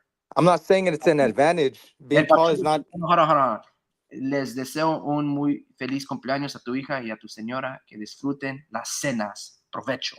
Basically, El Pachuco is, telling Warp Speed, saludos to you and your family, your wife and your children. Hopefully you guys had a great time, and provecho basically means, you usually say that when someone's eating food, you know what I mean? Like, it's like enjoy your meal or some shit. The Mexican G, I read that one. Adi Medi goes, man, look at Charles Conwell. He's short and he's the next pound for pound king. I think I highlighted that comment, no? Yeah. All right, we'll talk about Charles Conwell because I'll say this, Adi Medi, I was impressed last Saturday. I like how he fights. I like how he goes for the knockdowns. Dude, he's fucking good, dude. He's fast, strong, and he's very defensively savvy. I'm not going to say that, and he also beat an undefeated knockout artist, the Argentinian kid. So I was really tough. That was a good fight. Yeah, dude. The next who discriminates against short people, like the type of guy that asks, "What's the weather like down there?" I've done that. The Mexican G goes, man, you're hating on greatness. What's wrong with doing coke? We've all been there. Conwell is good, Adi. Thanks for shedding light on that guy. Almost flawless performance. Yeah, I agree, man. He looked really great. Yeah, I'm glad that. One time, I told Speed, I was like, "Hey, how's the weather down there?" No, I'm just kidding. Yeah, man, that's hilarious, bro. I'll say this, man. Yeah, that's a good comment, bro. Let me highlight that one. Look. Being tall isn't an advantage. Yes, it is. Being tall is a huge advantage, especially in the sport of boxing. Imagine you're Roberto Ramirez. You're 5'2", 5'4". You're fighting a dude that's 6'3", 126 pounds. Bro, they don't even make them like that.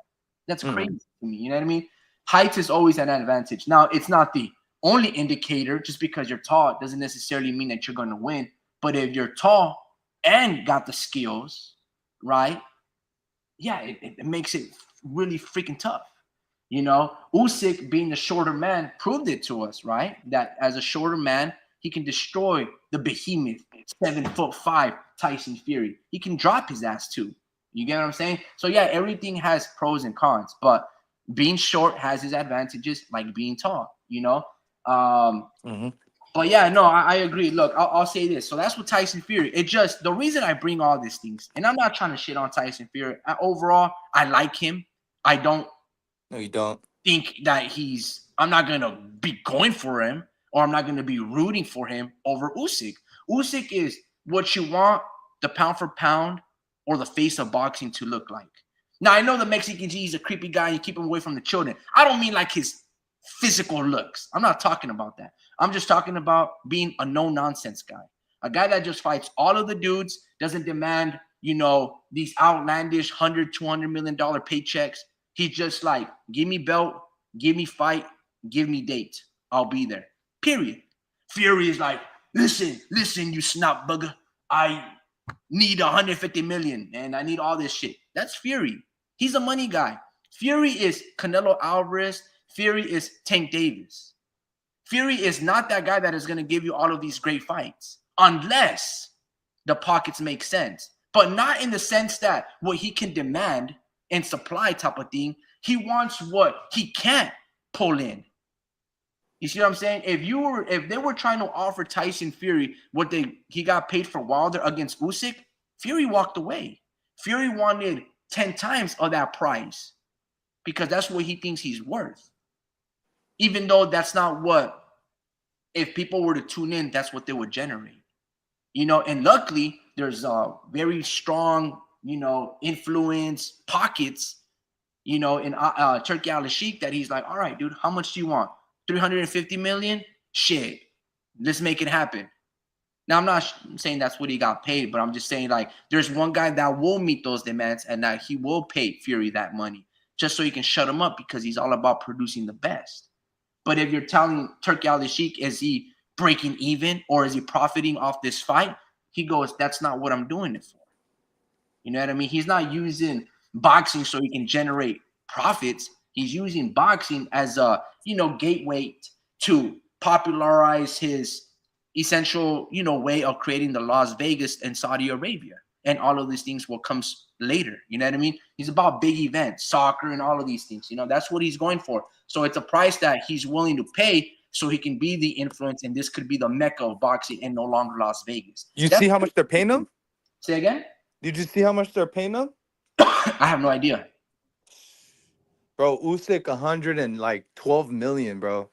And then are you serious? Bro, I didn't read up on it. I just heard someone on TBV and they're like 112 mil for Usyk. Damn, And it's like, and they're like, how are they gonna get the return on investment on that? Like they really don't give a fuck about money, So when you got that money, bro, and you think, I'm not trying to change the subject, just a quick side note. No, you're on the subject. Yeah, you good.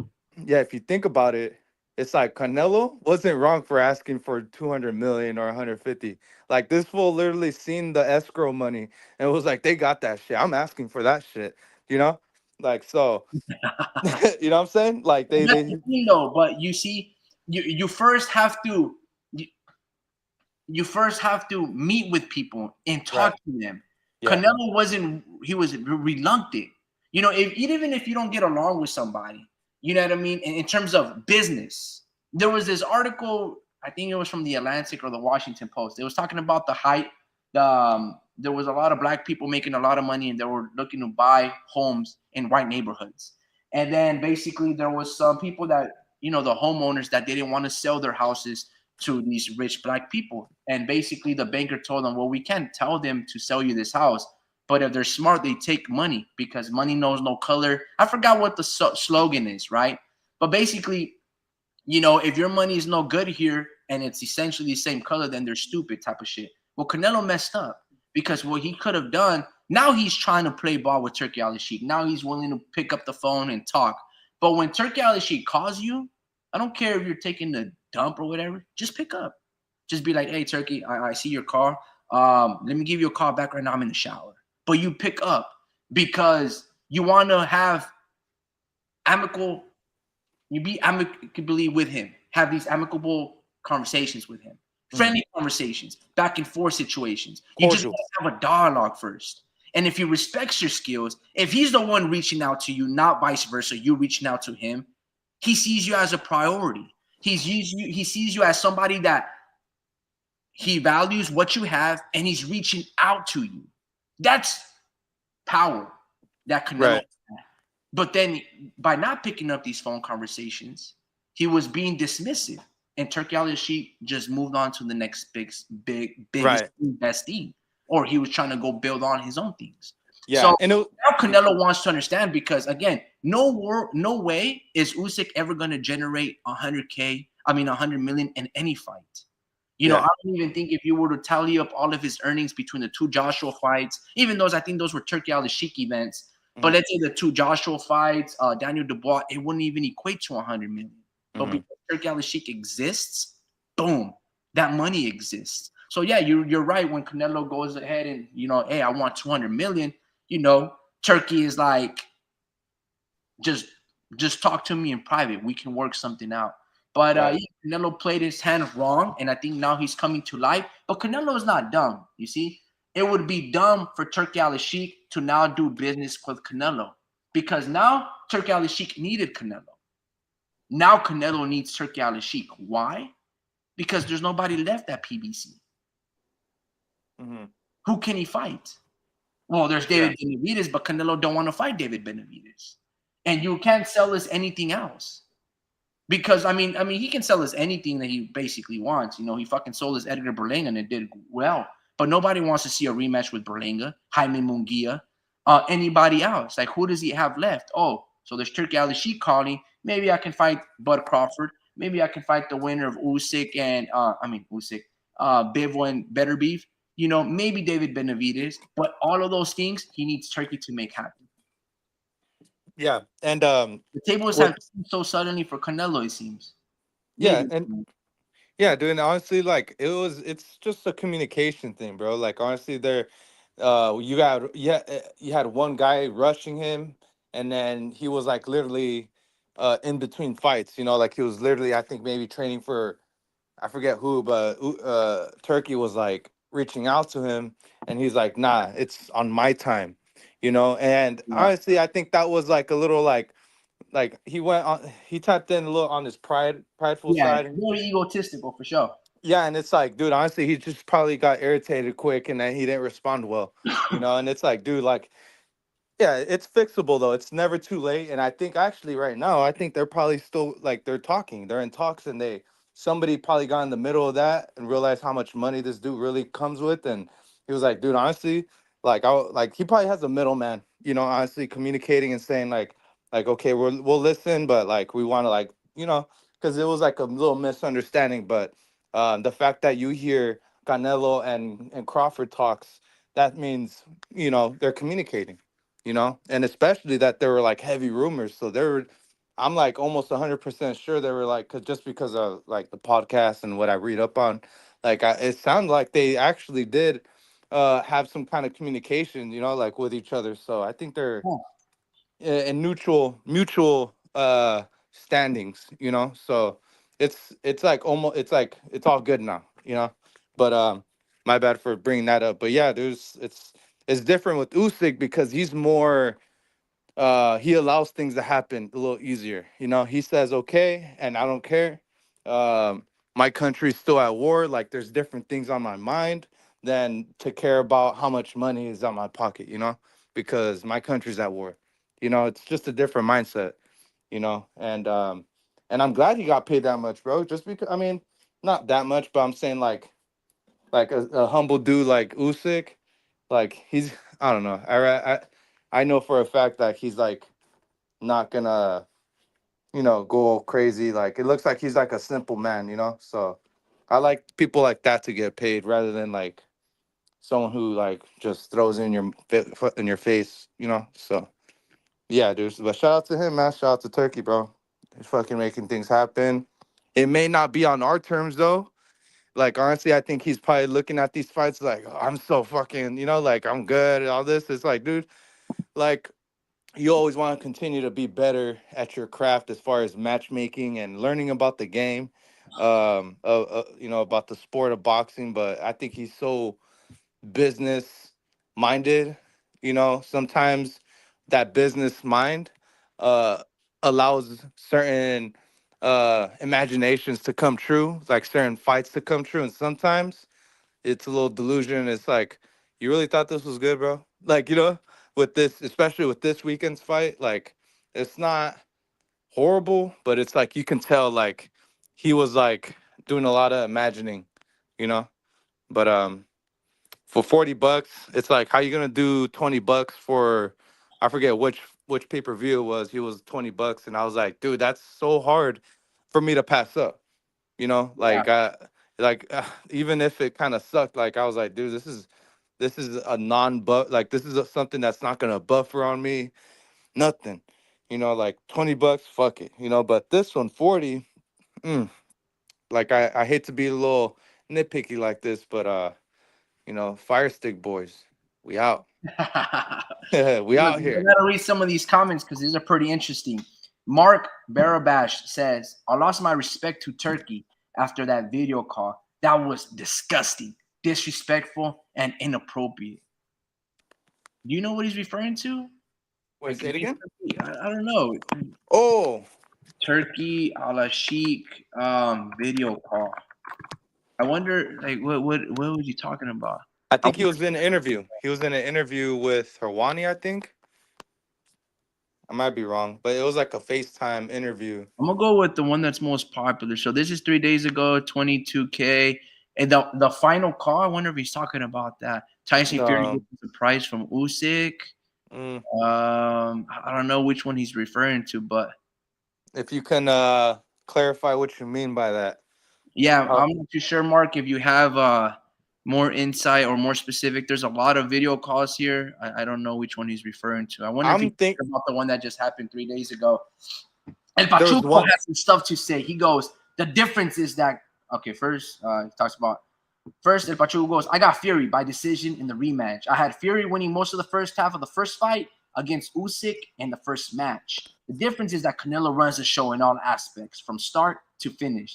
Turkey steals away attention from his fighters by inserting himself in everything. That's a very good point. I remember he had like a long entrance and he was introducing himself when he hosted that main event Bud versus Israel Madrimov. That was very weird. I was like, bro, what are you doing? That was very strange. So I agree. El Pachuco goes, Turkey tries to be the A side in boxing matches. I get tired of seeing Turkey so much in a boxing event. I think he learns from Dana White. He knows that's who he aspires to be, to Dana White, the guy that can run the whole sport of boxing as a whole.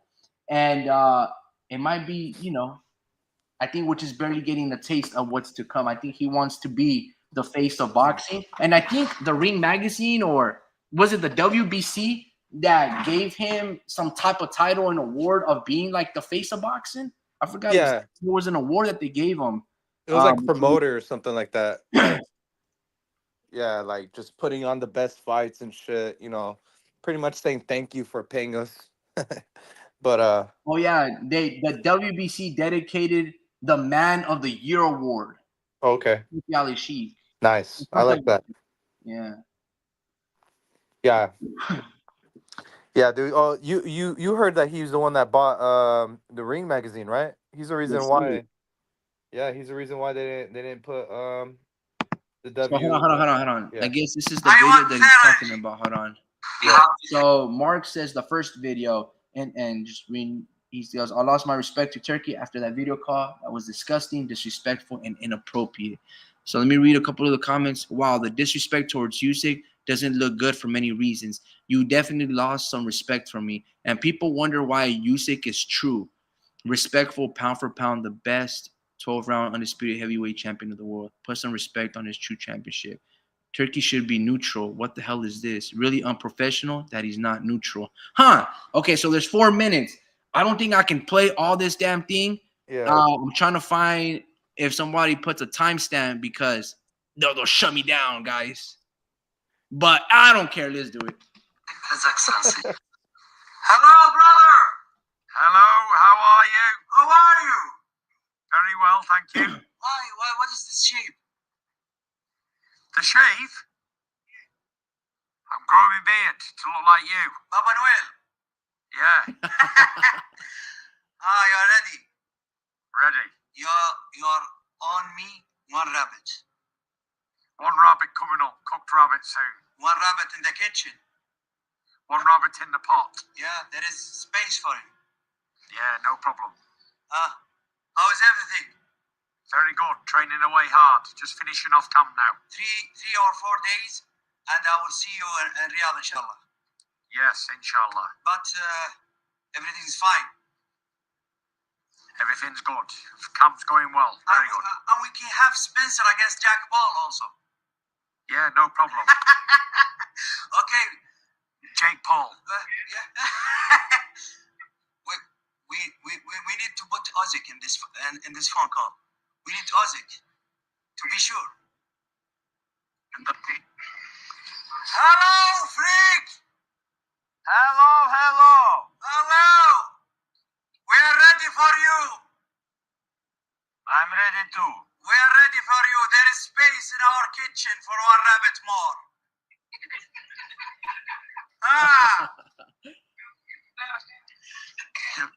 Tyson. See you in 21st December.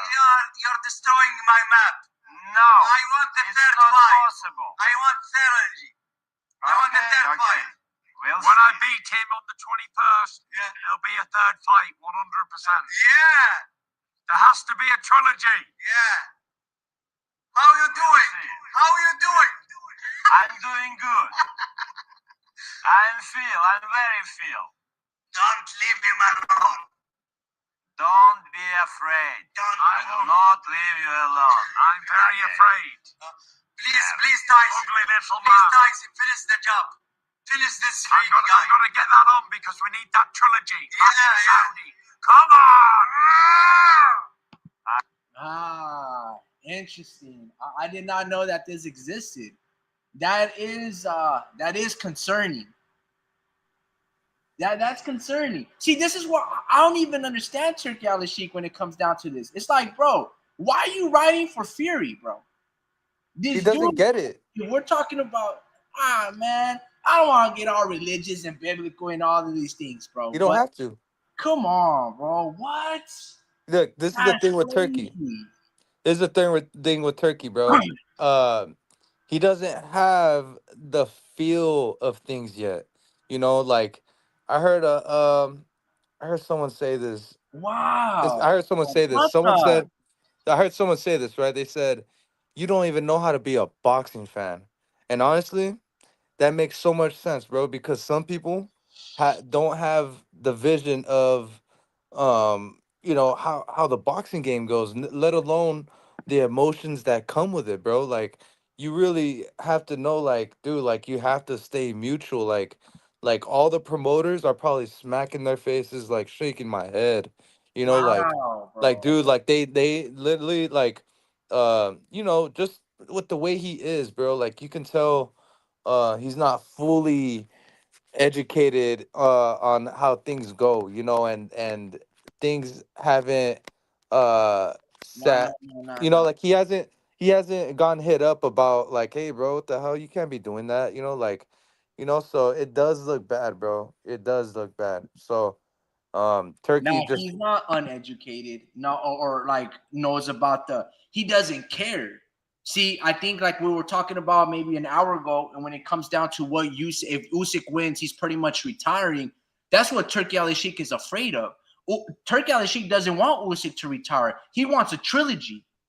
Because this is what I'm trying to tell you. This guy's trying to run the best sports programming in the sport of boxing in history because he's trying to influence maybe his Saudi Arabia partners to like invest in his vision in his production company and what he's able to produce, content, events, the grandeur of life. He wants what Las Vegas has in the United States to Saudi Arabia. If Usyk is telling them, I don't want trilogy. After this one, I walk. He starts calling them names, rabbit. Tyson, finish off this rabbit. I want a rabbit in my kitchen. You see, this is superiority talk. This is how rich people talk.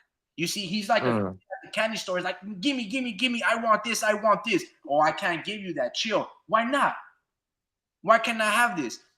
This is basically the conversation that's going here. El Pachuco goes, a trilogy? Look, the script's already been written. Yeah, man. To your point, Drew. It's not about being educated. He's telling us what his true intentions are. And that's okay.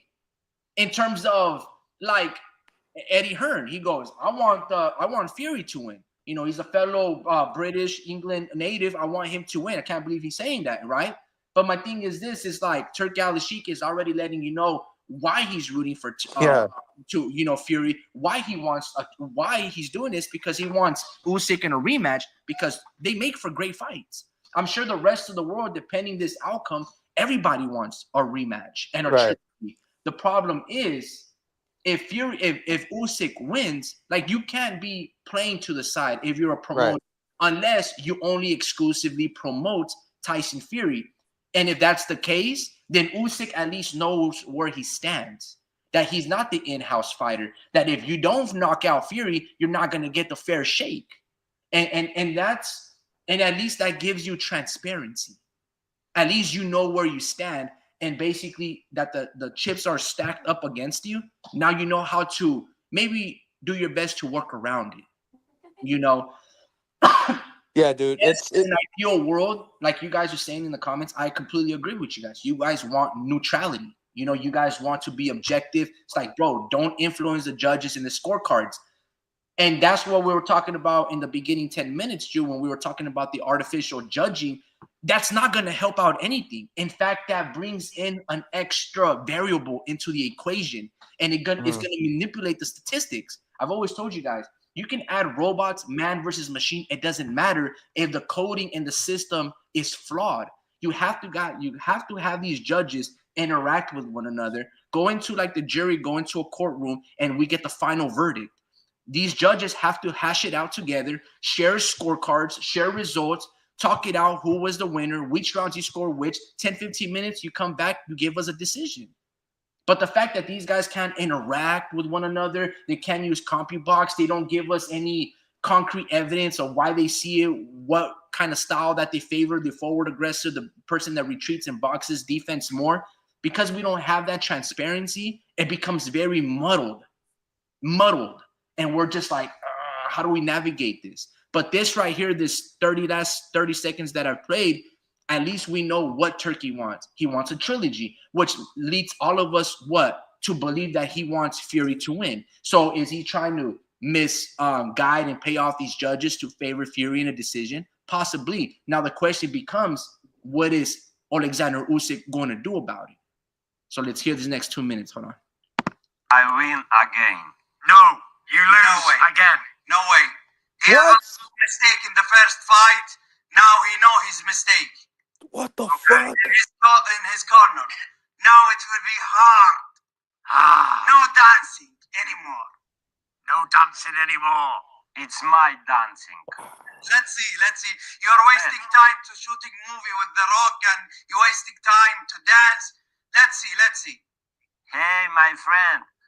I not rest. After fight, I go to my gym. I'm training. I'm prepared every time. Let's see.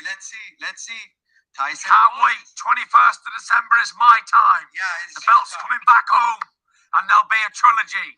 An epic trilogy in 25. Let's go with it. Let's see. Do not do the mistake again in the 6th round, Tyson. When you get him, finish him.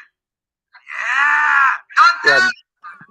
Dang, I don't know, man. I can't believe that, bro. Me neither, bro. Can I say something, bro? Dude, what the Dude, Are you Turkey, holy shit. Turkey's fucking up, bro. Like, honestly, this is what I mean when he's not educated, bro. It's like, yes, you want that, you want to make more money and get that trilogy, but there's ways of, like, you got to go about it. You have to sell us the fight too.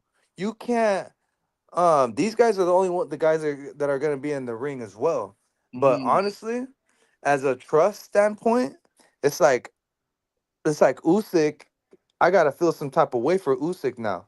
You know, now it's like now it's like, all right, this guy is just smiling in my face, and just wants me to lose now. Like, it's like, dude, like, there's families on the line, like, I mean, it's not that, both these guys are rich, but it's like for Usyk, it's like, bro, like I gotta go back to my country, like, and I gotta do what's best for me, and you don't want what's best for me, Right.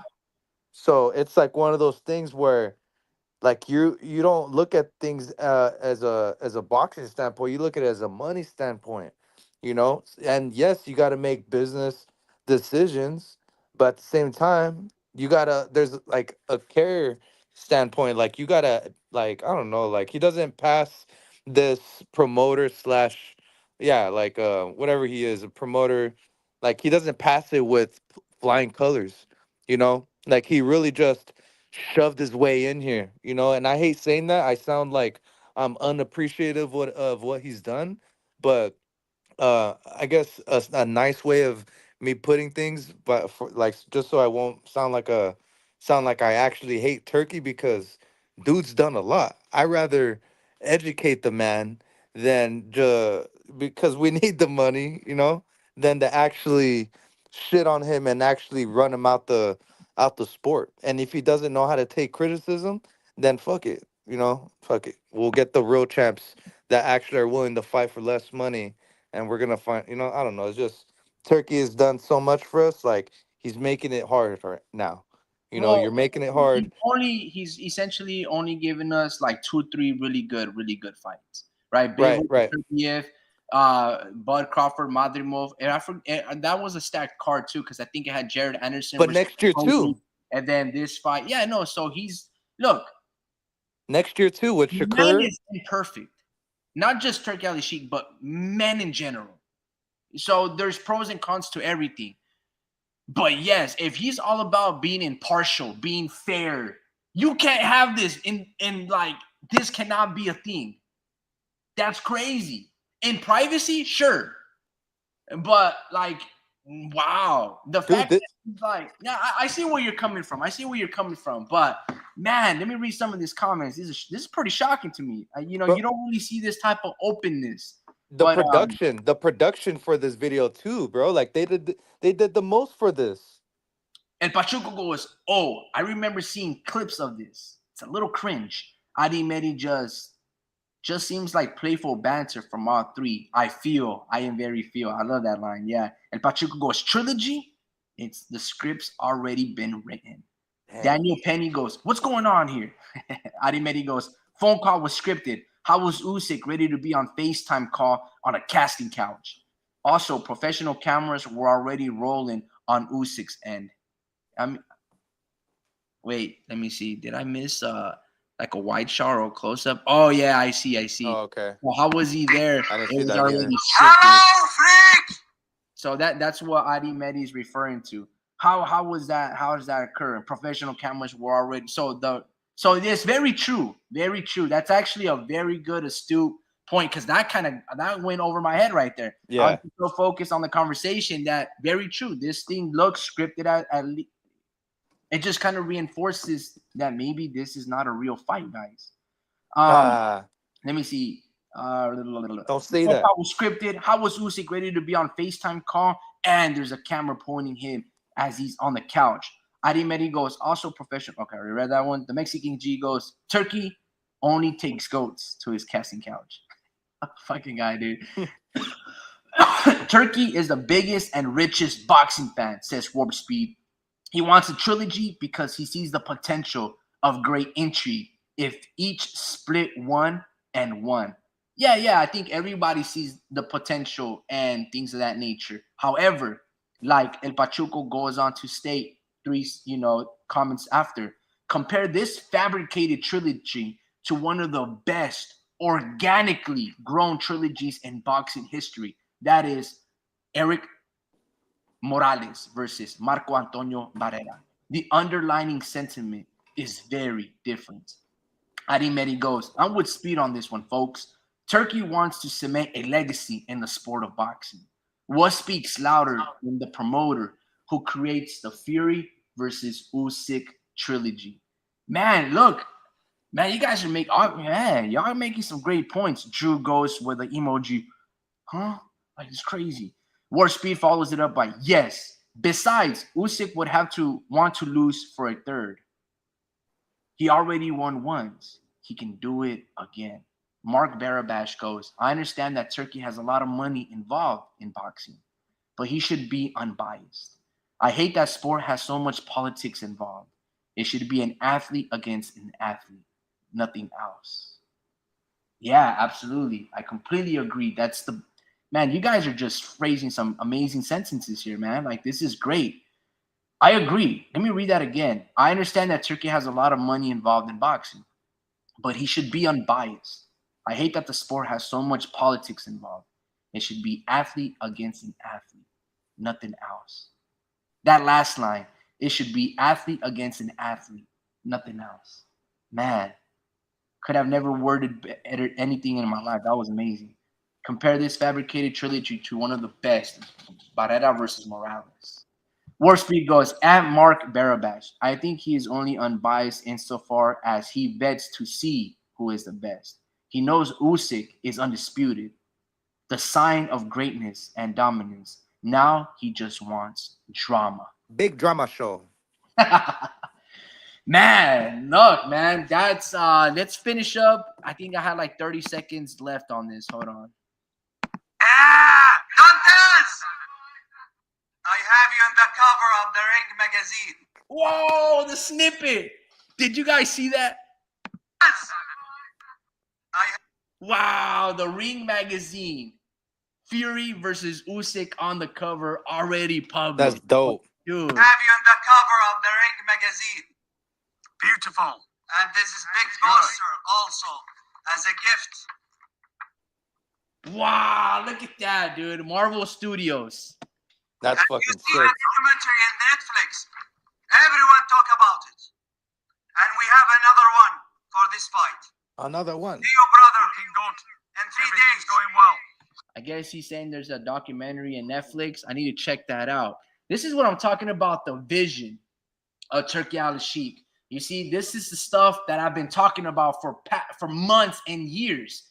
You have to get people involved. Look, this trilogy, if it happens to be a trilogy, you can sell it to us in VHS format and DVDs. Put a film poster there. Put a catalog. Put a comic book. You can enter, like, look, when I buy a pay-per-view, I want something tangible. Showtime and HBO, when you buy a pay-per-view, that's what it is. You pay per one view. That's it. You don't even get to keep it. You don't even get to make content out of it. You don't. This is the type of stuff that it immerses the fans that I was part of this world. See what I'm saying? Anyway. Yeah, dude. Honestly, this is the part of the imagination that he gets. You know? Yep. Absolutely. Tyson, you guys. You owe me, Tyson. Deliver the job. Bye. I'll deliver the job. Peace out. Bye. See you on the 21st. Bye-bye. Interesting stuff, man. Interesting stuff. Yeah, dude. Warp Speed said, "I'm buying mine ASAP," and it's like, oh, man, he And just likes to hear himself talk. streaming. But yeah, dude, it's like we out here. The But he's stream. talking about the Ring magazine, how he's gonna buy it ASAP. But I don't know if that poster is there in the magazine. I think that's just for Fury and Usyk. But I don't know. We'll see. I actually gotta look that up. Hold on. Yeah, I'm gonna buy that too. Shit, sorry, Speed, but I'm gonna get that shit too. The Ring magazine. Hold on. The Ring magazine. And just seeing Ring TV, the Ring coming soon. Coming soon in January. So if I go Ring magazine, let me see if it lets me. It just says coming soon.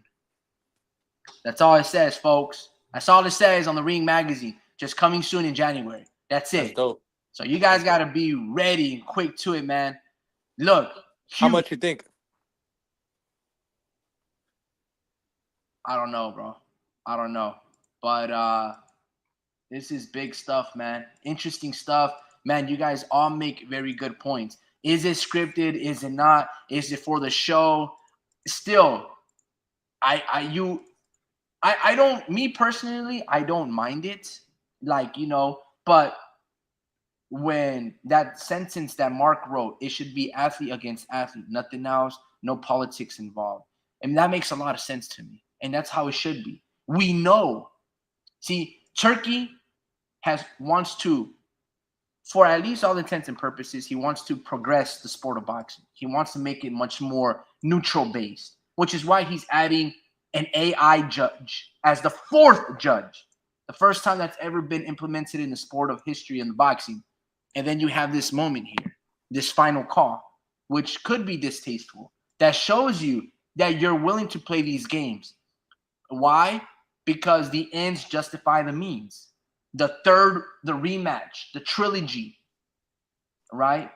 That he's trying to force upon us. It's all that he cares, and that's what that he's willing to cater to, because that's what the investors want. They want a trilogy. They see the numbers. They see the algorithm. They see the numbers grow, and grow. They see the reviews, and I think everybody wants that.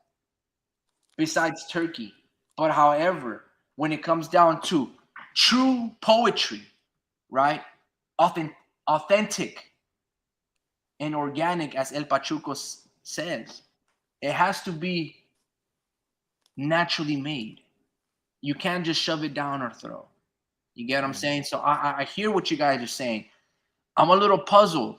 This doesn't make me want to root for Usyk even anymore. Like I'm rooting for him regardless. This thing right here just lets me know that Turkey wanted Fury to win this whole time. I did not know that. Yeah. I did not know that Turkey Al-Sheikh was a huge fan of Fury. I'm confused by that. I'm confused at the Mexican G. I'm confused at Warp Speed. I'm confused that you, Drew, that all of you guys are rooting for Tyson Fury. No, I'm not. Your call existed. I was shocked because I'm just like, whoa, bro. If there's ever a guy that's all about the no nonsense, it's Oleksandr Usyk.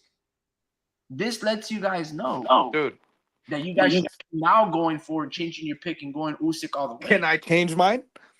Yeah, of course you can. Yeah, dude. Well, I'm officially changing this pick. I mean, I'm a think who I think is gonna win.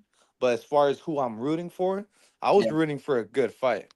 You know, and and the only way it was gonna be a good fight is if Usyk catches him. You know, or else he's gonna make it boring and win all 12 or win the race to 7. Fury is, but this right here. I'm fresh to this. You Yeah, know, me too, bro. I'm This fresh is to like this. going nuclear on. I like this throws a fucking nuke on what I thought of. Like, I always kind of had this little hunch about Turkey.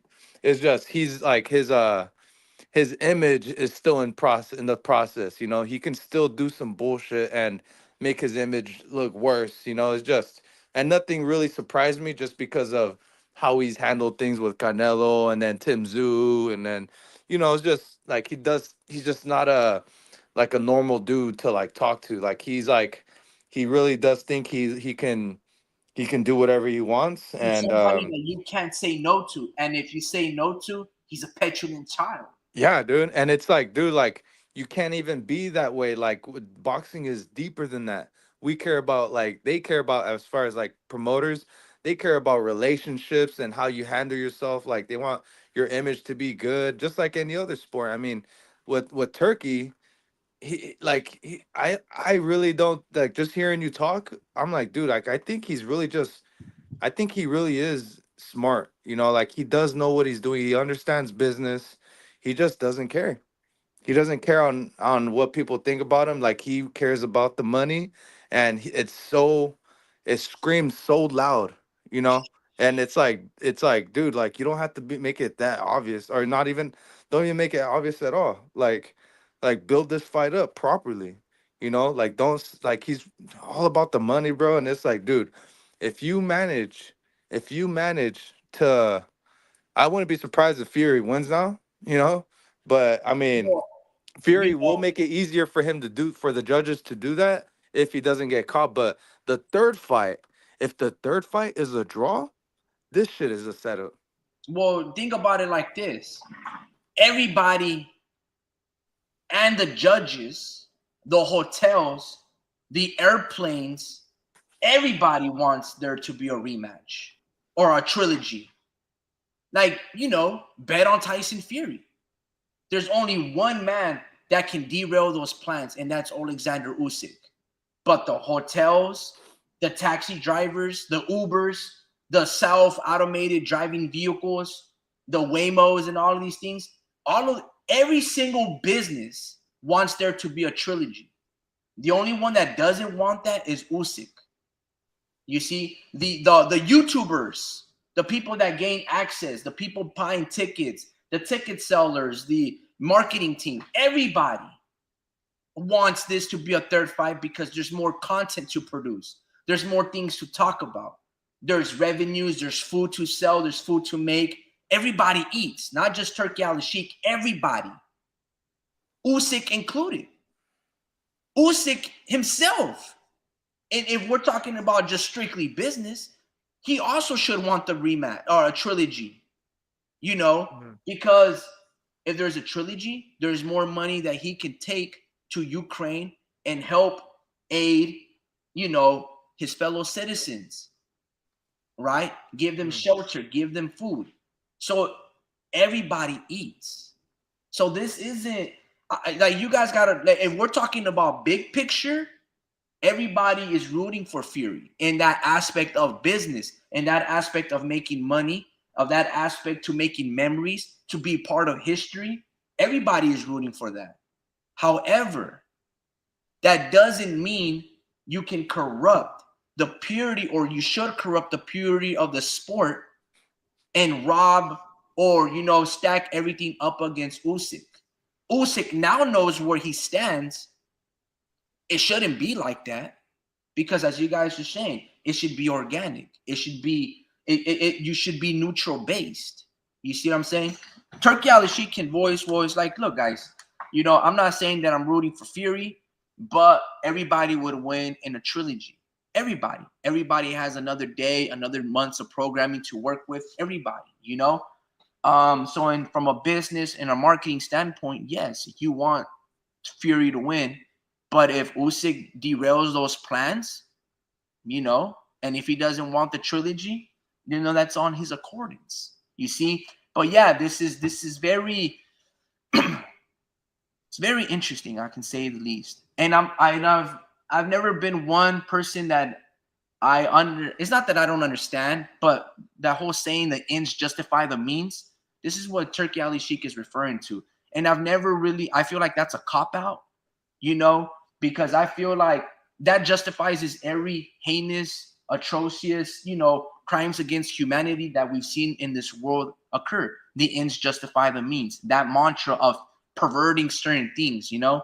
I don't know if you've seen that movie, The Watchmen, but there's a famous quote in a saying from a billionaire in that movie, killing millions to save billions, right? And it's kind of like the snap of the finger of Thanos.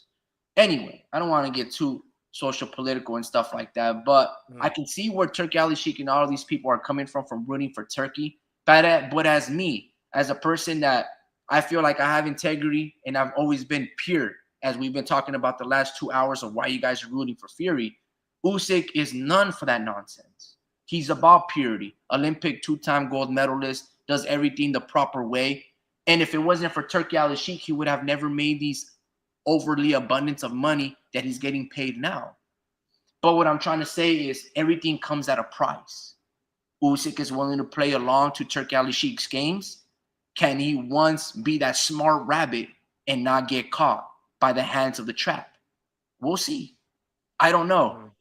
I think we've talked about, I didn't even know we were going to go down. Like, shout out to you, Mark, because I didn't know this video call existed. And that was fantastic. Like, interesting stuff. Mark goes, if judges are fair on Saturday, then it was all acting to sell the fight.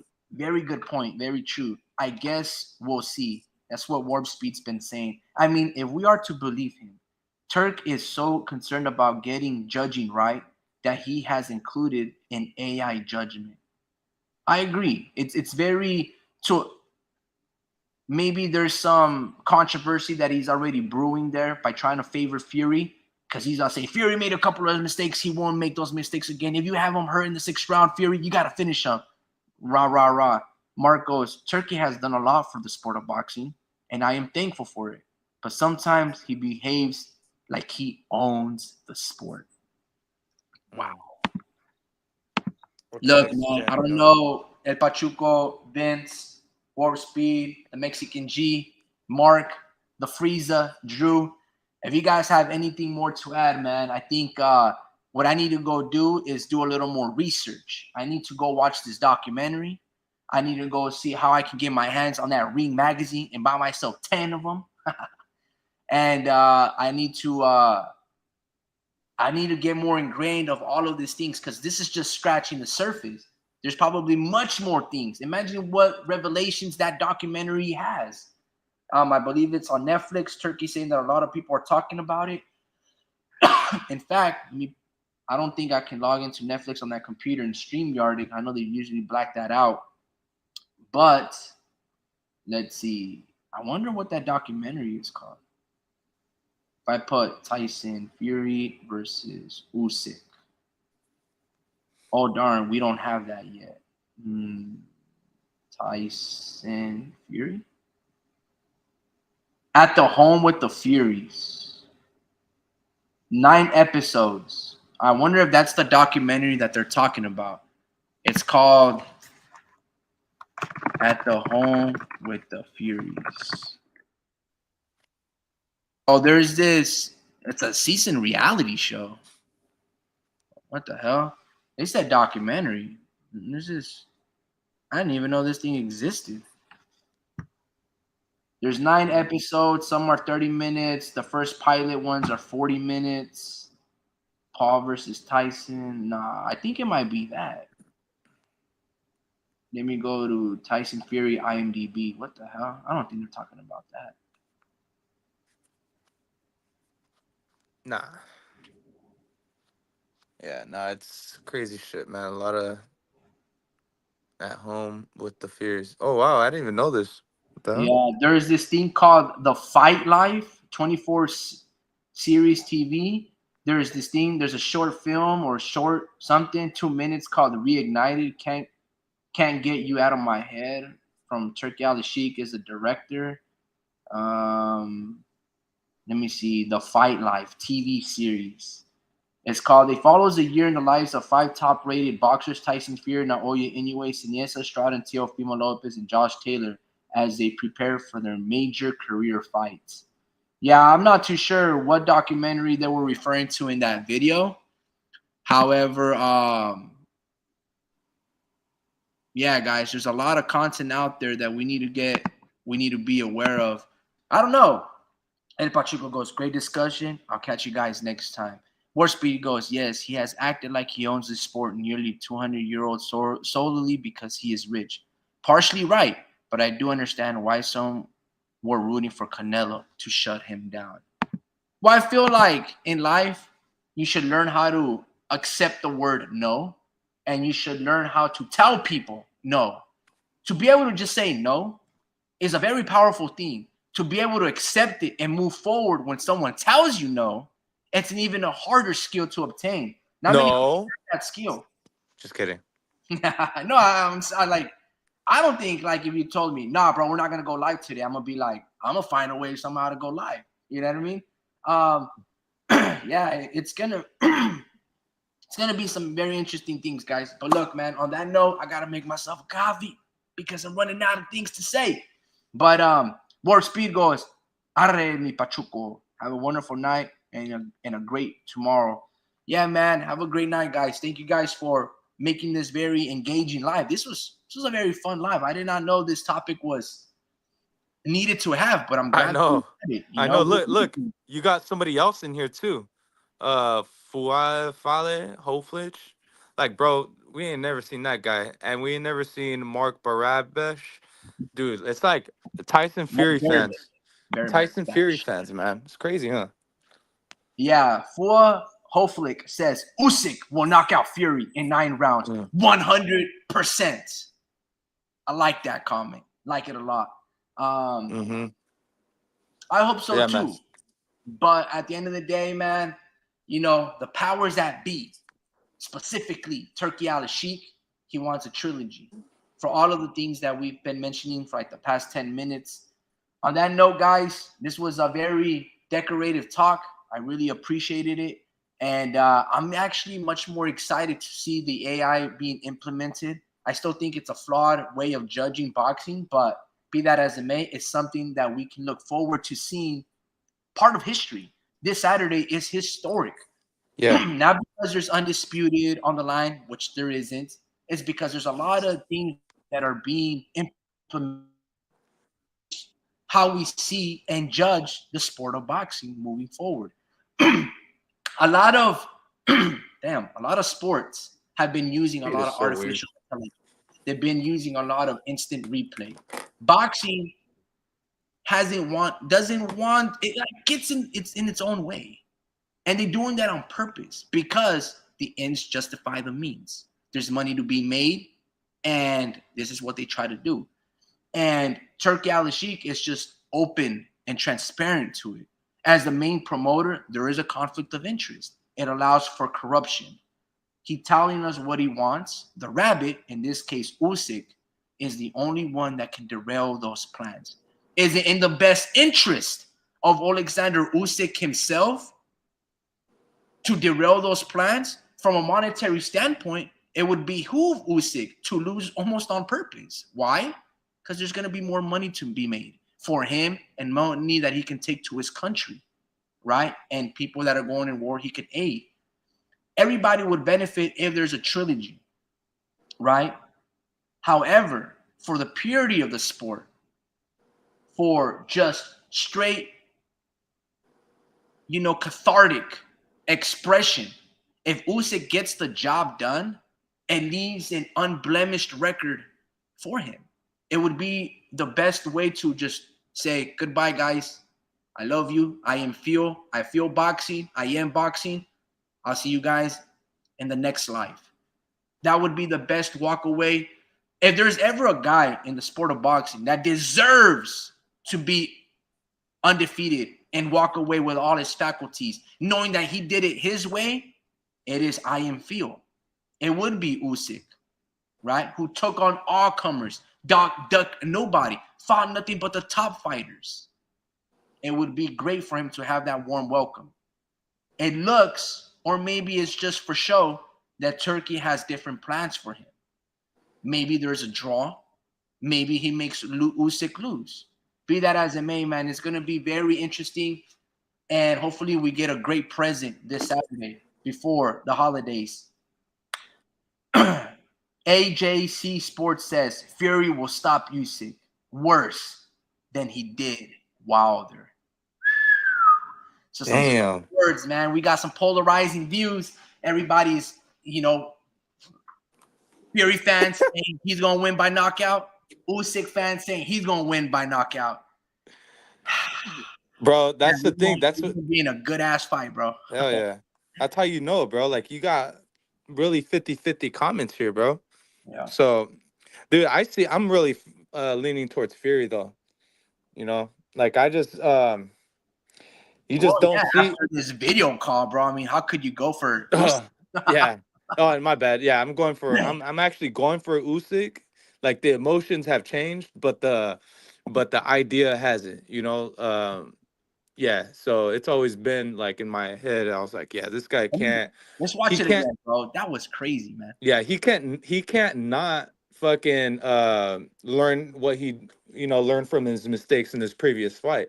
Like like he's not dumb, bro. Like Fury knows exactly what to do and what to do during training camp to diet and how to lose and what he needed, and he knows exactly how he's gonna fight now, bro. Like I think it's all about knowing your body, and he knows what to do with it if it needs adjustment, and I think he did all the right adjustments, bro, in this training camp.